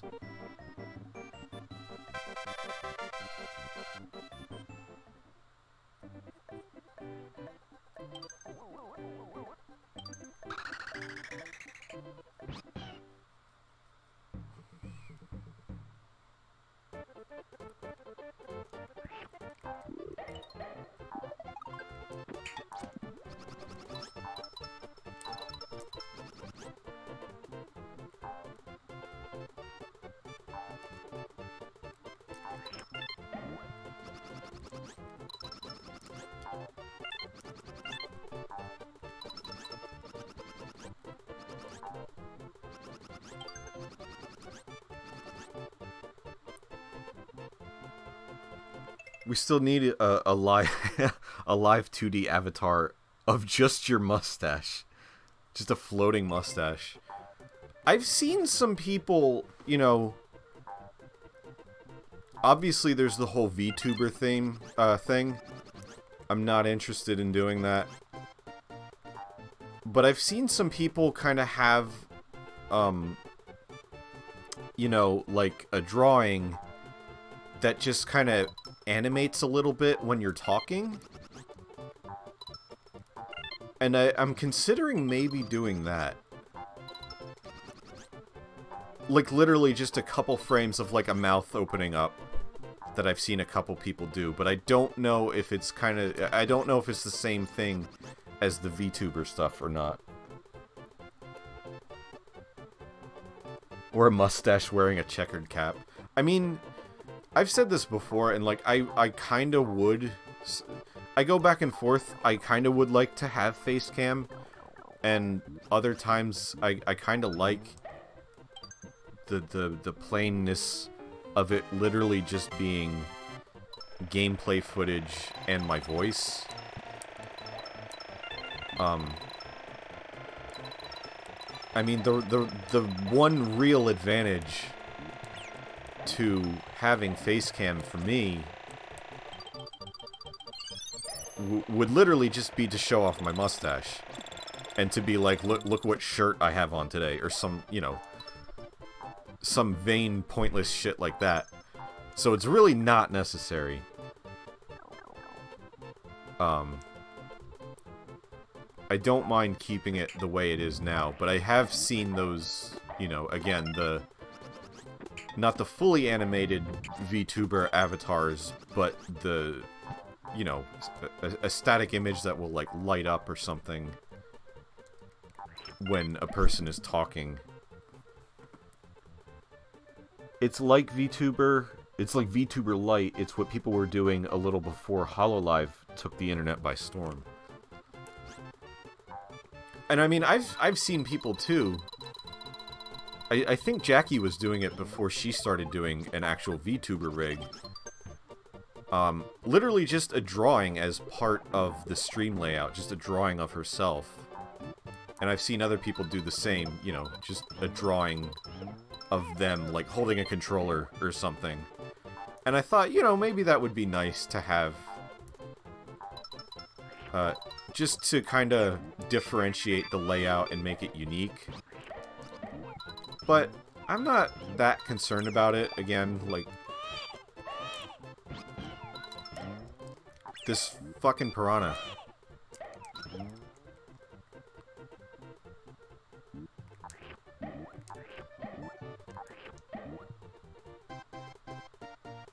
I mean, I like the... I am losing so many fucking stars. Why are you green again?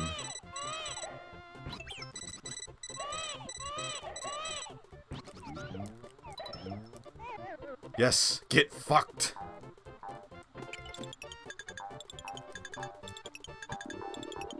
What the fuck was I even talking about? I don't know. I spent all of my concentration on the piranha plant.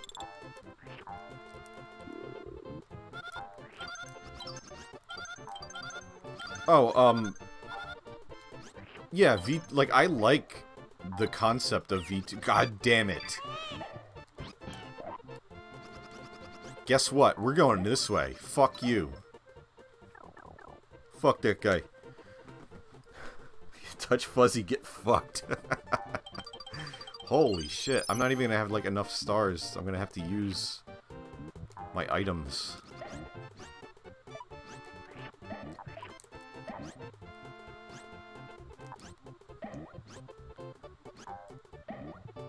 Anyway, as I was saying, I like the idea of VTubers. It's not for me, personally, but I think it's really cool technology.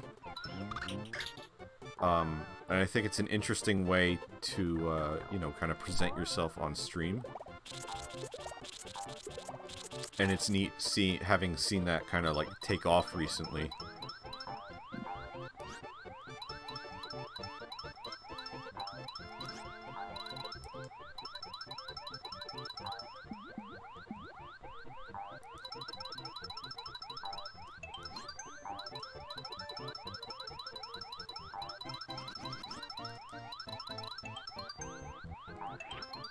I think the best thing that I could do with a VTuber thing, I would like to have I would like to have somebody make a Peter Griffin rig and then do an entire stream in character as Peter Griffin with a Peter VTuber model. I think that would be, like, a good incentive, or, like, an April Fool's joke. And then I would probably get sued by Fox, but it's something I've thought about.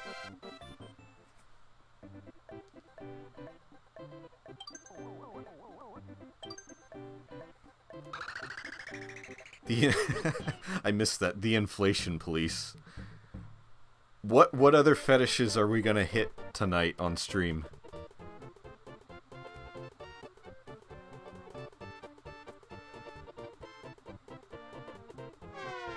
I've been thinking that, but with a Mario impression. I mean, yeah, I kind of thought that too, actually. And I was thinking, like, you know, whenever I get, like, channel points set up, and redemptions, I might do a channel point redemption thing with, you know, read my message in this voice, and, you know, you could choose, like, maybe Peter or Mario or, you know, some other...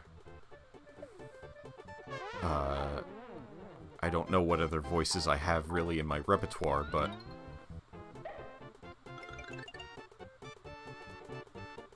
Even worse than Fox, Disney owns Family Guy. You're right, I forgot about that. Disney owns Fox.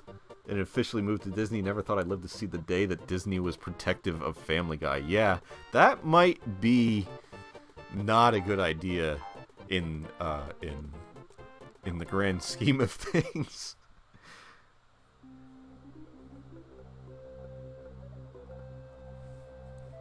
Yeah, they took it off Adult Swim now. The network that saved Family Guy, for better or worse, no longer has Family Guy because Family Guy is owned by Disney.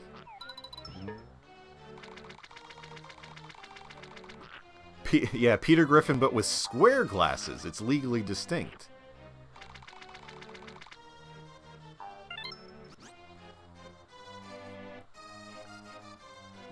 Oh, God. Yeah, the Ron White and Bill Cosby voices from back in the day.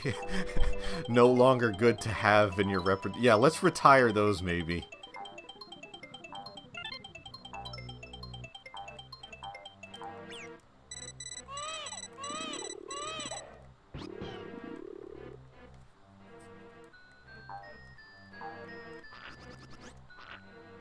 Yeah, I mean, like, I think, like, the Mario voice would be, like, a fun one to do, too. Like, if you had a Mario, or Luigi, or, you know, whichever VTuber rig. And then you could, you know, do in-character...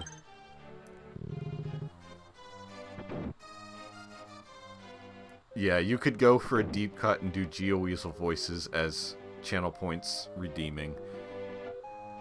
I could... I don't think I want to. Hey, 10,000 points for Nar redemption. Hi, guys, it's me, Nar. We're playing Yoshi's Island today. And that would be it.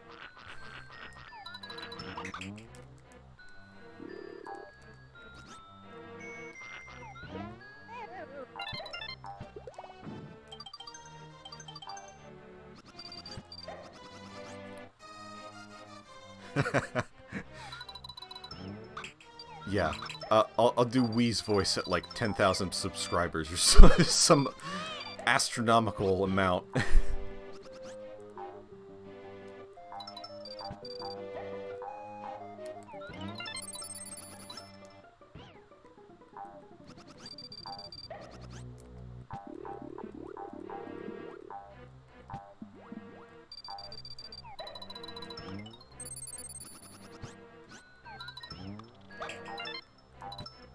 100k points and Nar drives his car. Yeah, the car that he never had in the cartoon. It was just like an inside joke outside of everything.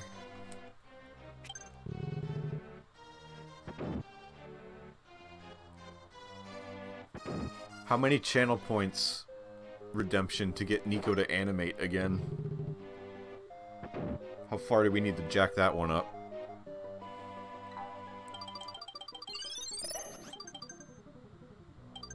Oh, by the way, I meant to mention at the start of this level, I still, after all these years, have no idea how to pronounce this enemy's name. It's spelled M-I-L-D-E. Is it Mildy? Is it Mild? Is it Mild? I've never known. Marching Mild? Marching Mildy?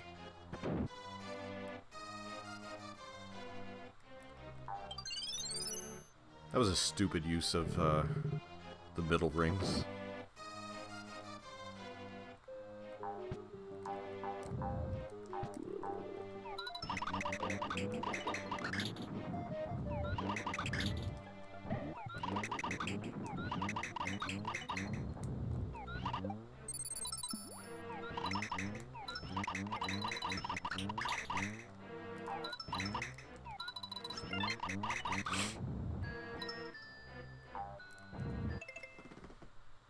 I always said Mildy. Yeah, I think I even like looked it up once because I don't know if that's, and I don't remember what the results were. I don't remember if that's like a real name, but I don't think I ever found out how you're supposed to pronounce that.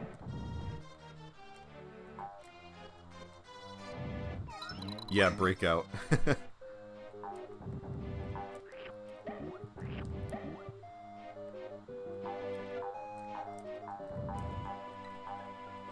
Breakout stream when?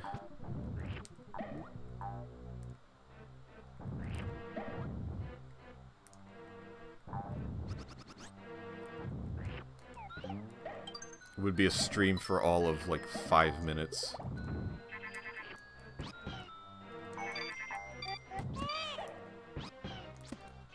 Well, fuck you, Luigi.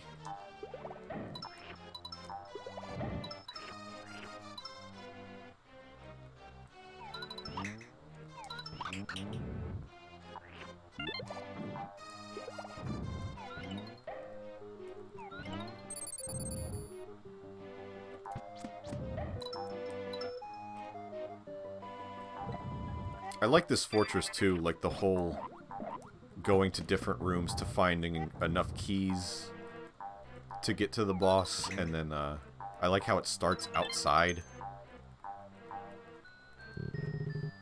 I know a lot of this playthrough is just going to be me pointing to things and going, I like that. I like this.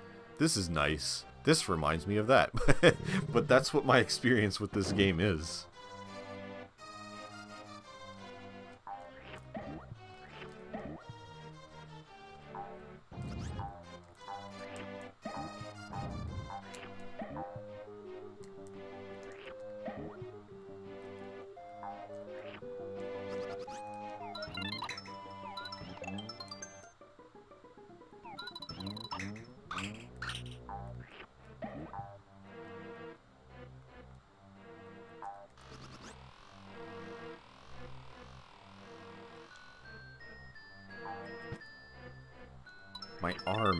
My arm is sore. I got my flu shot actually today, which is why it's sore. But as I said on the previous stream, my back has been killing me lately. And it's kind of migrated into my shoulders and my arms, and I'm just sore really all over the place. And then today I went to get my flu shot, and obviously it's one that they do into the muscle of your arm. And you know, so the lady asked me, which arm do you want it in? And normally you're going to get it in your non-dominant hand, but my left arm has been killing me more even so than the right one, so I had her do it in the right arm. And the moment that needle hit, like she didn't even administer the actual injection yet, but just when the needle touched that muscle, I just felt like a shooting all the way from there down my arm and into my fingertips. It was bizarre.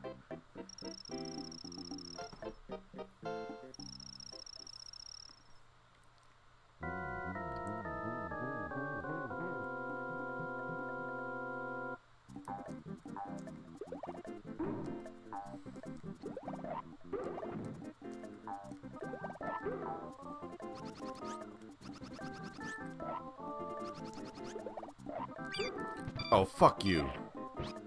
No, I'm not doing this whole... Sorry. God damn it. I don't want to have to make you guys watch me do the longest fortress in the game again, because I can't even like, you can't use items here. So I can't just, you know, give myself more stars.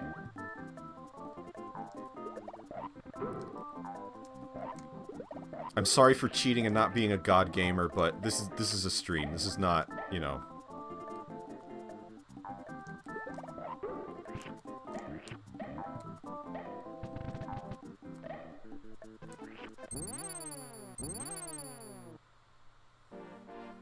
First you draw a circle. He is a little Kirby-esque. I never really thought of that. He doesn't have arms. He's got the shoes going on, though. I mean, yeah, I try not to use the rewind in these things when I'm playing on the Switch or whatever, or save states, or... Because I want it to be the authentic experience. If I lose, you know? But in that case, for me to lose 1 star and have to do that entire level over again, and hopefully not make the same mistake, for the sake of the stream, I just want to keep it moving.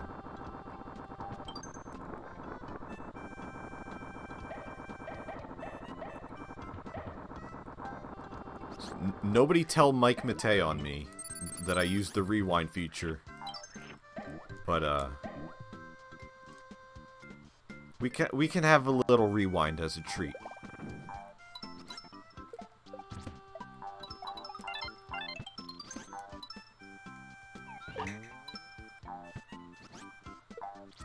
And I think the only other time I used that on stream that I can recall was in Lost Levels, when I streamed that on, you know, on Mario All-Stars.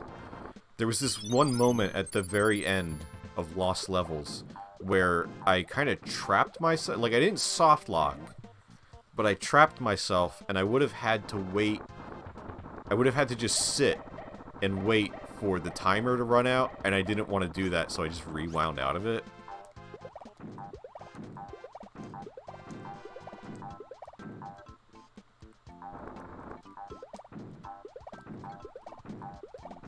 But for the most part, I don't intend to use it, because I want it to be the authentic experience.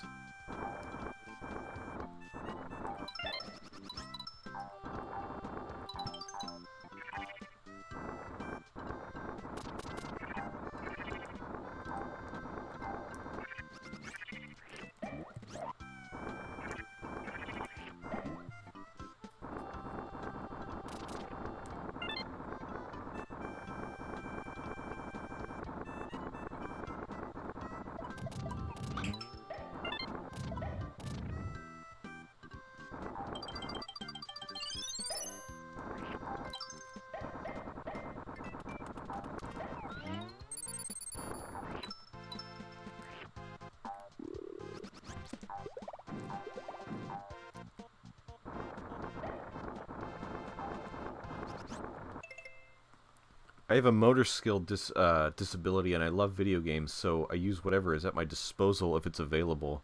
I do appreciate people who can do it the authentic way, though, just personally. No, yeah, I mean, you don't have to justify yourself. I know there are people who will fucking give people shit for accessibility things, as we've seen. It's always an issue. Like, oh, you're not beating the game the right way. Like, bro, I don't give a shit. I don't give a shit how other people play games. Like, that's such a weird thing to be upset about. And a lot of the times it is, yes, an accessibility thing.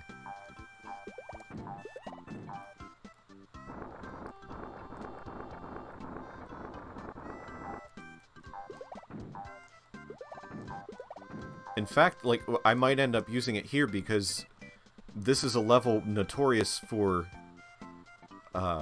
occasionally things despawning, including this Chomp Rock that is supposed to always stay in its position, regardless of how far off screen you go.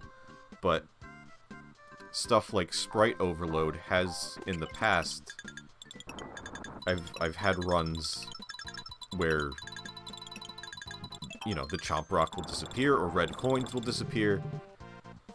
And if that happens here on stream, then I'm going to just rewind out of it.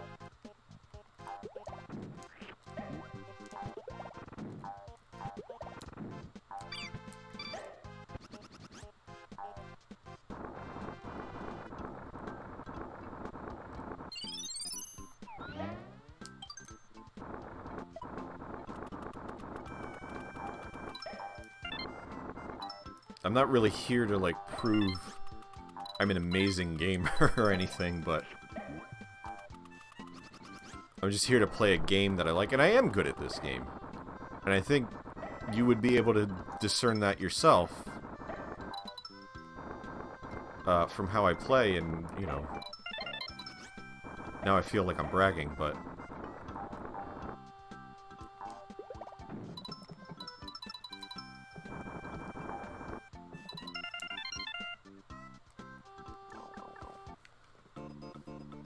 I've always believed in making games more accessible, a harder version for people who want the challenge, and easier for people who need better accessibility and just want to experience the game. It could be as simple as no game overs, or as complex as invincibility and more platforms. Yeah, and they're doing that a lot more lately. really in like the past decade, they've kind of, Nintendo in particular, has gone hard on like the accessibility, because you do want as many people to be able to experience as much of the game as possible. And in contrast to the kind of stuff we were talking about earlier, games in the 90s that you would rent from Blockbuster would be balls hard and poorly made, and you would rent that game and see all of maybe like 2 levels, and either because you straight up could not figure out how to progress, or you would just get too frustrated and give up. So, you know, it's a good thing to add a variety of ways to play a game that can still get the player to the end in a way that they're comfortable doing.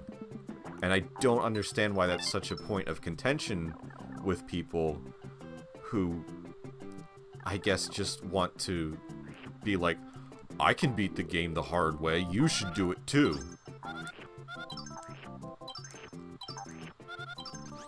But who cares? It's somebody you don't fucking know. I remember renting games in the 90s and early 2000s before we got the internet. It was awful. I remember, I mean, a lot of those SNES games, even N64 games, I mean, fucking Glover is a game I really liked and rented on played on multiple occasions, and have barely ever made any progress in that game. And I would love to see... I know there is apparently like a remake or a remaster or something in the works for Glover. And I hope it has some good, you know, quality of life and accessibility improvements. Because there were a lot of games that were just kind of needlessly hard, and you would like to be able to see it through, and you just can't.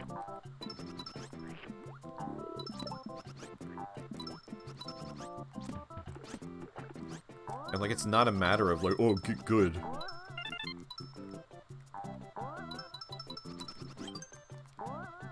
It's like, dude, I just want to have fun. And I think that's maybe why I gravitate to Nintendo games in the first place. Is because they generally are and almost always have been the most accessible.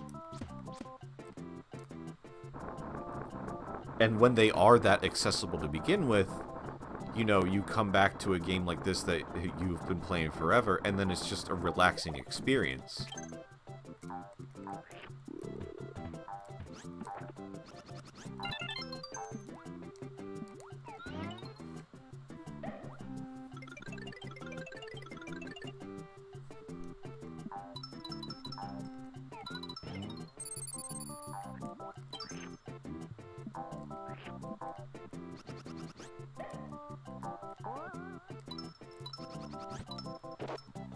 Yeah, Glover was hard.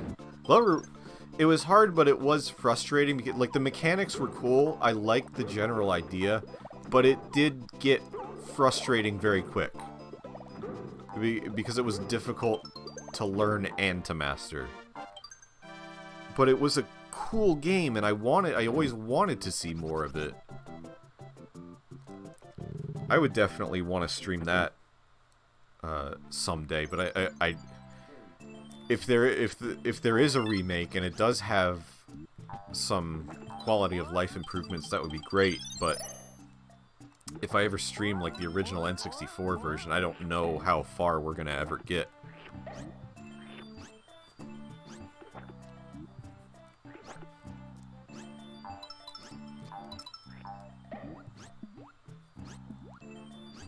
I was shocked that we never got a Glover sequel on the Wii. The Wii really would have been perfect for that, huh? I mean, I immediately think of the ball rolling mechanic in Mario Galaxy. And I'm sure they could have found a way to do something like that with Glover.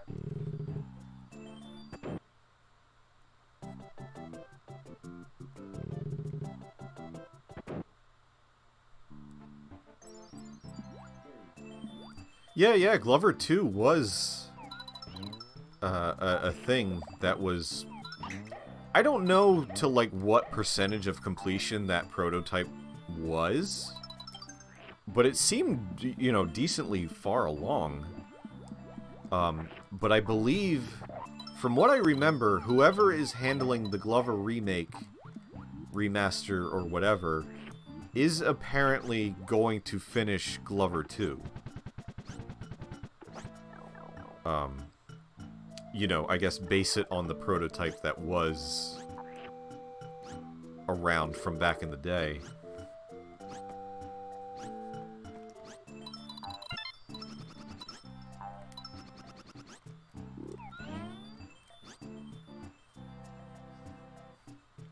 Yeah, Glover was cool. I mean, like, it's easy to shit on, like, a lot of, like, the mascot platformers and stuff from both the Super Nintendo and the N64 era, but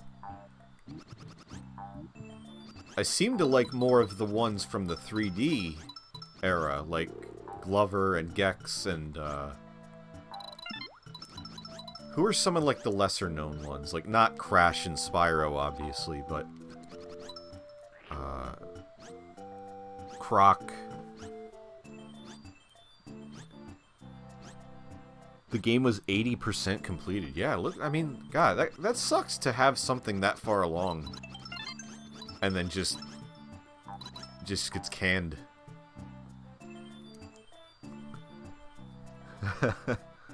Glover should have been the final Smash character, complete with a Master Hand fake-out for the reveal cinematic. The potential just for that would have been worth it alone.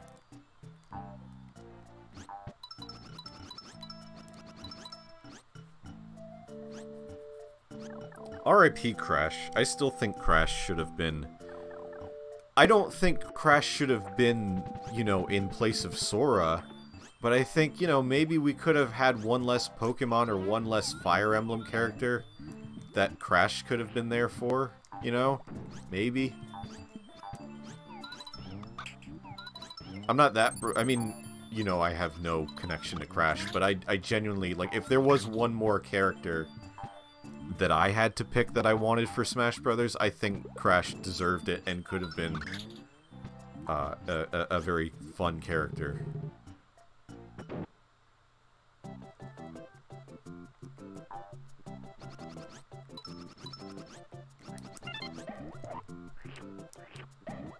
Him or Goku, definitely.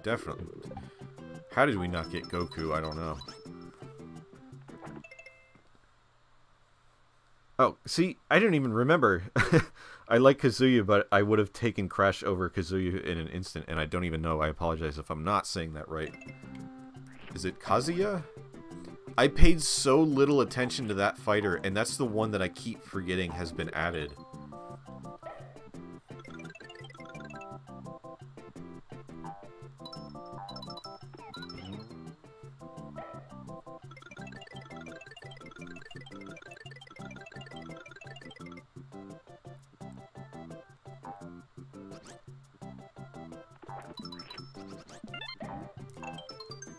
I don't think I know anybody personally who was like super, or is, you know, like super into Kingdom Hearts that they were, you know, thrilled with this final announcement. I feel like that's a boat that I just entirely missed and have no plans on attempting to rectify that.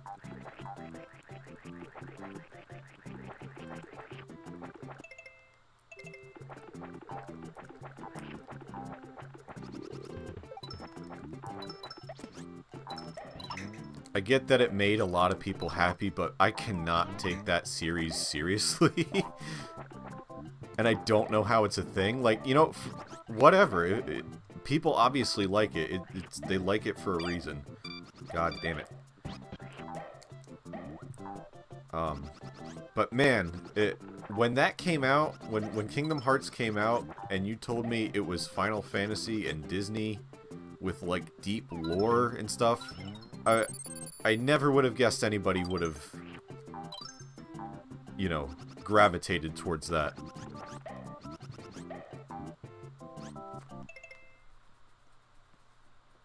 It has big 2000s fanfiction energy, and I guess that is exactly why it worked.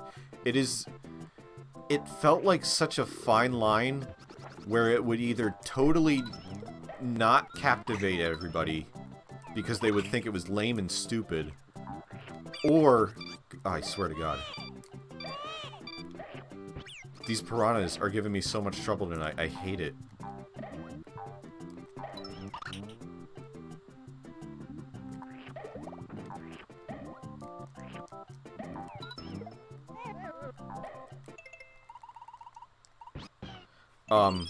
Yeah, I feel like, Kingdom Hearts was really on that teetering point of everybody will either think this is super fucking lame, or they will obsess over it for the rest of their lives. And we all know how that played out.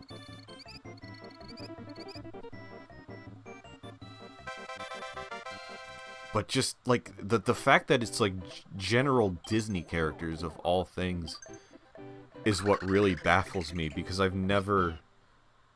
They feel like the antithesis of Final Fantasy. And that, you know, style of characters and storytelling and shit.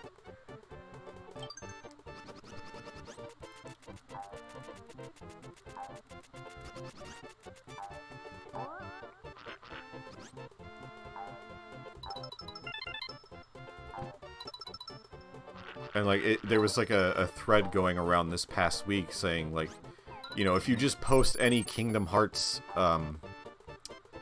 cutscene out of context, it feels like a shitpost.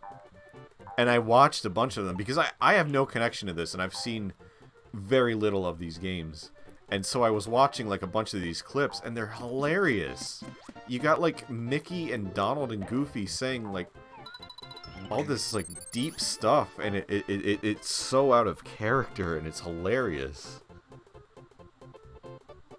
It was a fun idea. I'm just more surprised by how far they went with it. Exactly, that it just kept going. What kills me is that Disney is sitting on a gold mine since they have majority ownership of Sora, and they don't fucking capitalize on it in the US. Yeah, I don't know. I did hear that because people, when they were speculating about Sora being in Smash, it was like, well, Square owns Sora. They don't have to worry about Disney. But no, it is in fact Disney that owns Sora. So Nintendo did have to deal with Disney.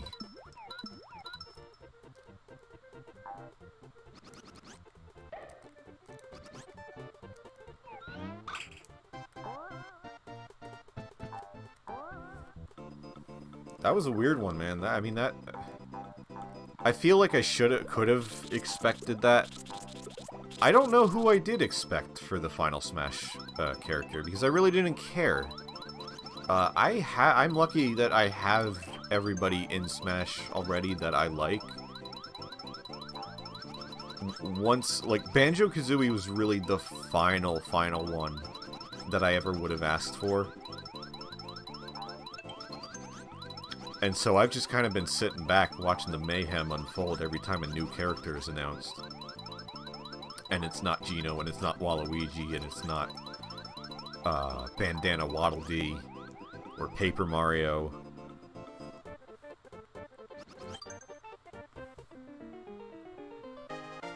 But I do think, like I said, Crash, I think he deserved it, honestly, but he was snubbed.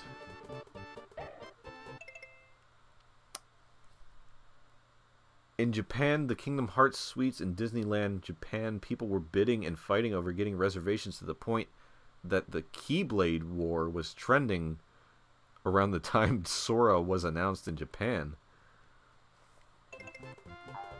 It is wild how... what's the word I'm looking for?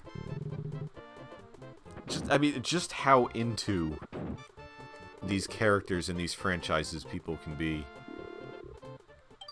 Out of every new fighter, I think I was most happy about Pac-Man. Pac-Man was a great addition, and I'm glad... I think, yeah, for the previous Smash 4, the biggest deal for me was Mega Man, because Mega Man was... As a kid, I played the original Smash Brothers, and I used to pretend that because I didn't know who Samus was, really. And I used to pretend that was Mega Man. Just because it was, like, vaguely robotic. And so I always wanted Mega Man, and I remember the initial reveal trailer for... I think Mega Man was the first one to be announced for Smash 4, actually. And that made me... That did make me extremely happy. And after that, there wasn't much I could ask for. I was very happy about K. Rool.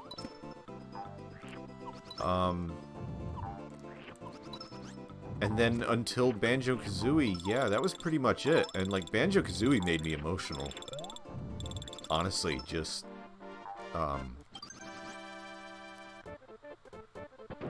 you know, not as the character, but just the logistics behind it, that they hadn't been on... You know, they were a Nintendo game that got taken from Nintendo, and it was a big deal to see them back in a Nintendo game, and it just felt right. I don't know.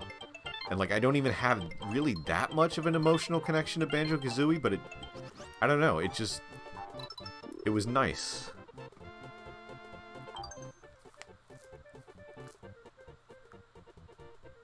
Incineroar was my moment, my character I was most happy about. But that was my personal connection to Incineroar. I was in that robbery for the Sun and Moon release, and it was, of course, traumatizing. So the Pokemon I picked, Litten, when it evolved to Incineroar, I had joked that Incineroar was my emotional support Wrastlecat.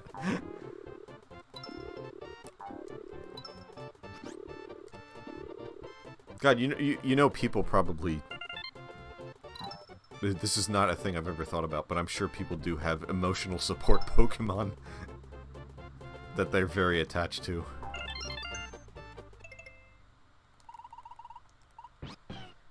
Waste another star item.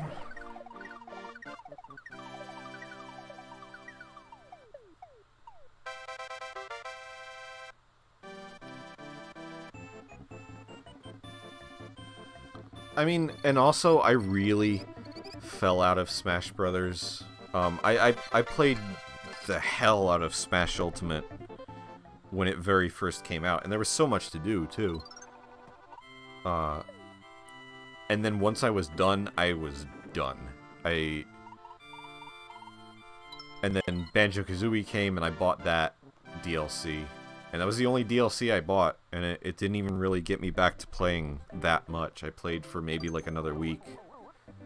And since then, I haven't played a whole lot. But fighting games are not really my forte. Like, I can get into Smash just because of what it is as a celebration of all these characters, but for the most part, it's not my bread and butter.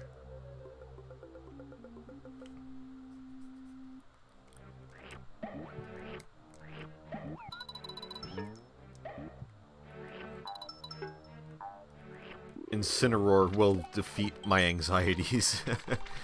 Yeah, Yoshi is my emotional support dinosaur.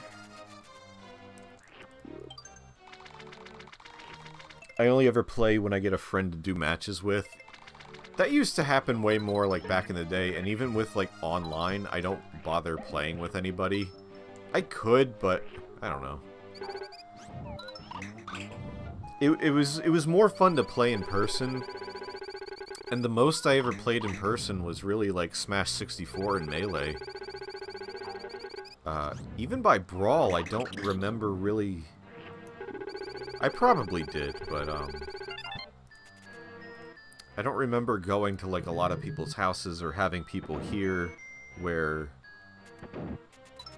you know, we had just a session of playing Brawl.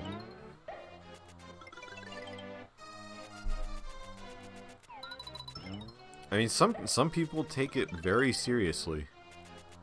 But it's just kind of a fun party game for me.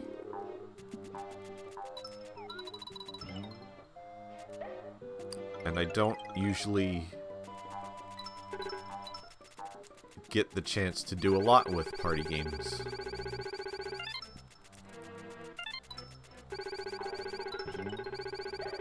So I generally stick with a lot of stuff that can be played single player. Or, you know, can be enjoyed extensively as a single player experience.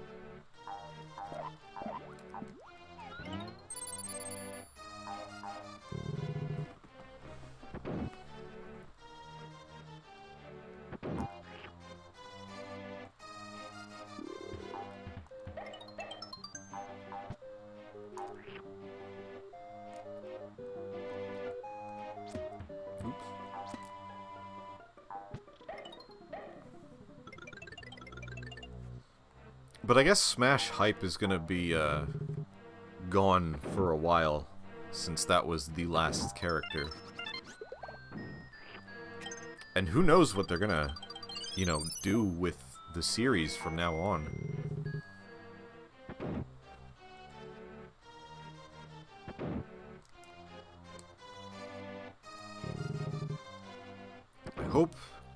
I hope Sakurai gets a fucking break, man. Like,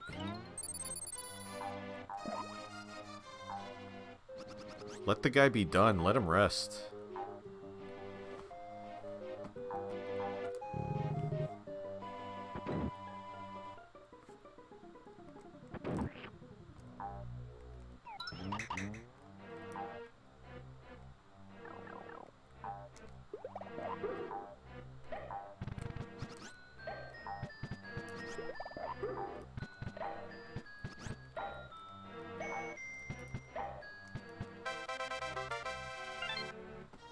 I feel like any future entries will be more like Mario Kart 8 Deluxe. That wouldn't surprise me, yeah. If it's just, you know, kind of building on some, because where do they go from here?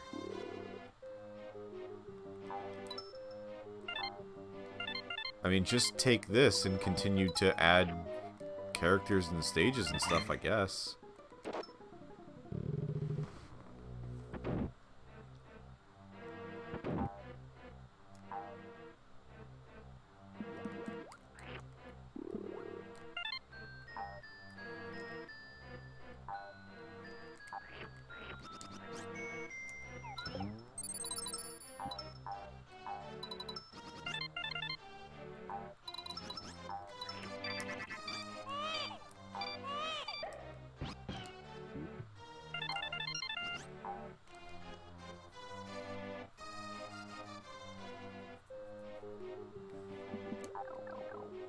I wouldn't expect the roster to remain as huge, though, with licensing and all. Yeah, probably.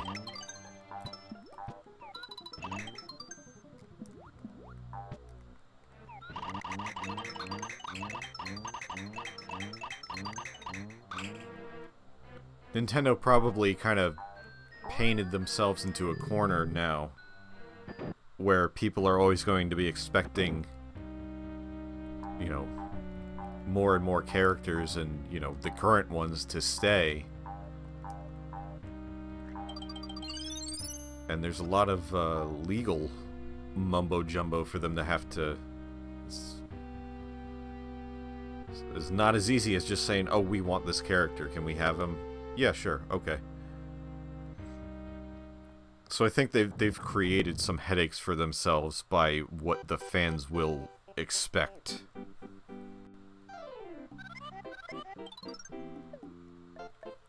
I don't know, I mean, it may have gotten a bit too big for its own britches, honestly.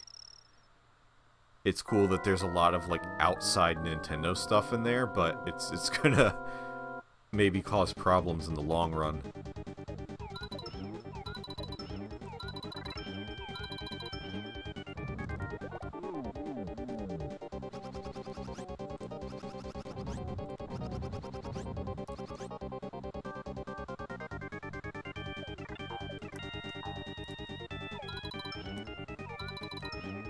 Ah, shit.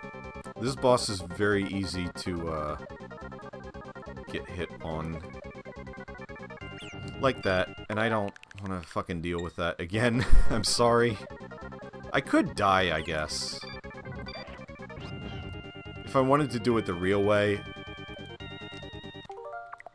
Watch. This is what you're supposed to do if you don't have rewind. Is go back to the middle ring, let Mario be captured. Listen to that great sound effect. And then you got the beeping on top of it. Excellent.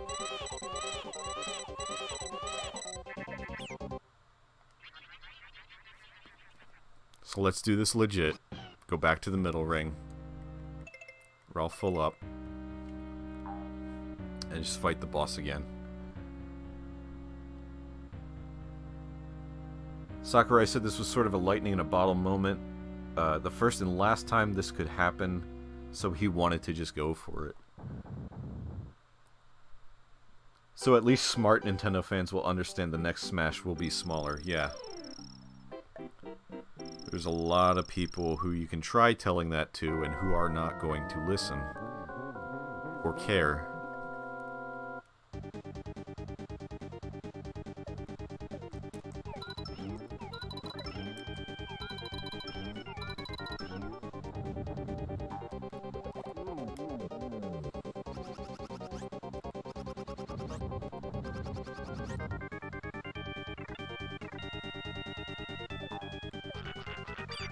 God, no, come on.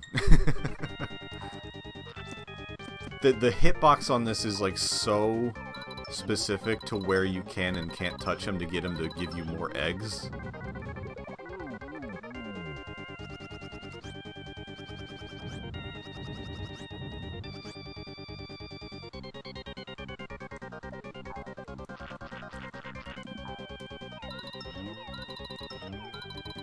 I am a fake gamer.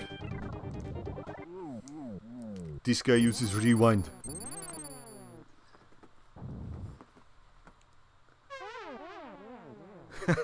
Let Nicktoons take the heat off Sakurai for a bit.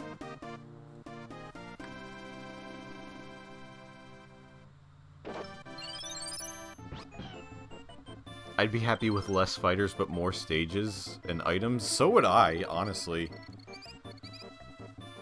I kind of would have rather have had a Smash Brothers that included every stage ever than every character ever. Because the stages make it more for me, and I get that there's a lot of people who like to just do Final Destination, no items. That's so fucking boring to me, I'm sorry. I can play that, you know, I don't mind, but there's so much more game than just that. The items are there for a reason. The stages are there for a reason. Give it a little bit of attention. No, it's not the real way to play.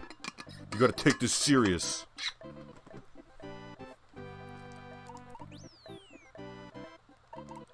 We have one more level left for tonight, and then I will fuck off.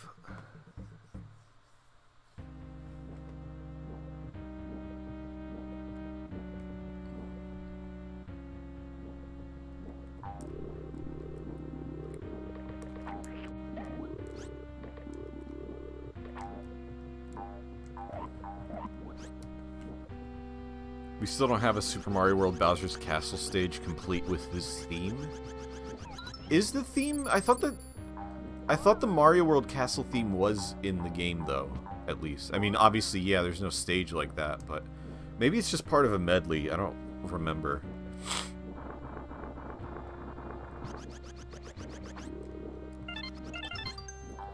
Oh, wait, I'm thinking of the castle theme, but yeah, Bowser's theme is not there.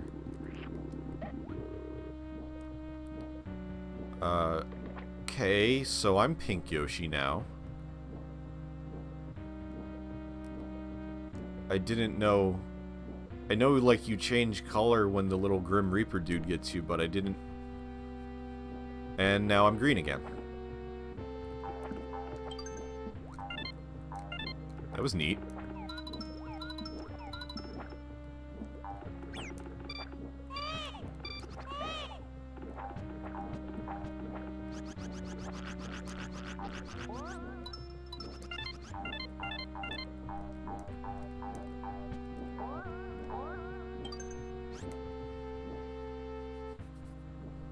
Yeah, I mean, and you can make yourself crazy with all the things that they could have put in these games. And it's like, oh man, like they could have done this, we could have had that, and you could drive yourself nuts. And I try not to. And there are people who lately take it way too seriously, Nintendo fans, who get genuinely upset when they imagine that a game should have something and then it doesn't. But they base that assumption on absolutely nothing.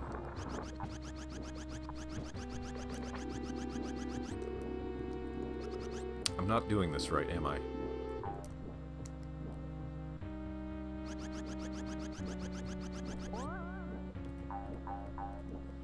The Fortune Street remix of that was so good. I was going to play, but before I decided to, you know, tempt fate with my Starting Soon song earlier tonight, I was going to just play the Fortune Street, version of the athletic theme from this game.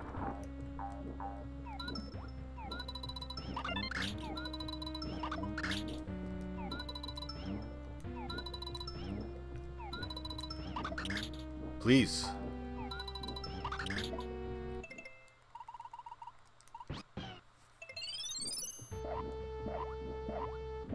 I never played Fortune Street. Both of them passed me by. I mean, I honestly don't even have I have not even really played most of the Mario parties at that.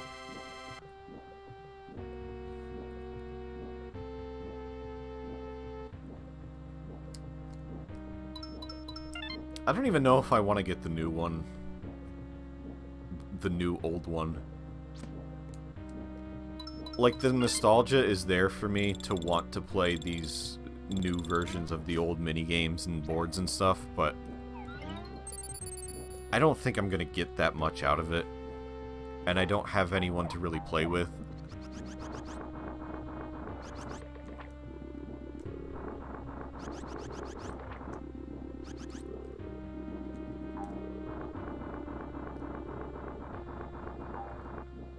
I only played Super Mario Party a couple times. But that game was kind of bare bones, to be honest.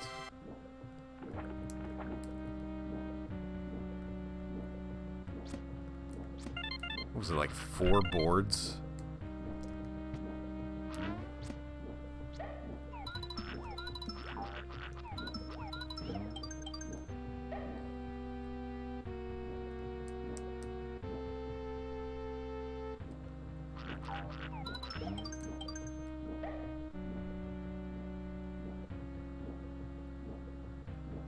We got it and had our fill pretty quick and then just resold it.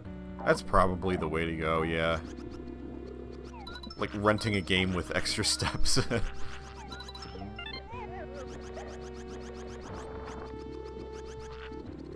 And with more money in the hole.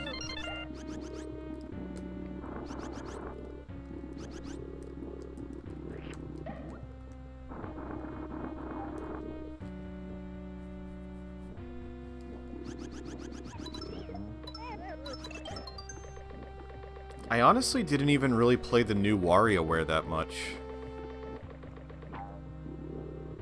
And I don't know why, like it was good, but I just wasn't that into it.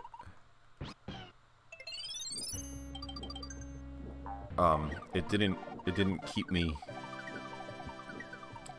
it didn't keep me trying to get everything out of it like previous WarioWares did. Even though I liked it, I think I've just been distracted and I'm not really excited about like any new games or anything right now. But anyway, that will do it for tonight, actually. And I will make another save. And we will pick up here next time. We'll do World 5 and 6, and then this will be done. Hopefully again sometime soon. It's only been a few days since the last one. Let's see if we can keep this going. But until then, thank you guys for hanging out, as always. Appreciate talking to you. It's always fun. Take care, have a good night, all that. I'm bad at outros, so let's just, you know, fuck off. Bye, everyone. Take care.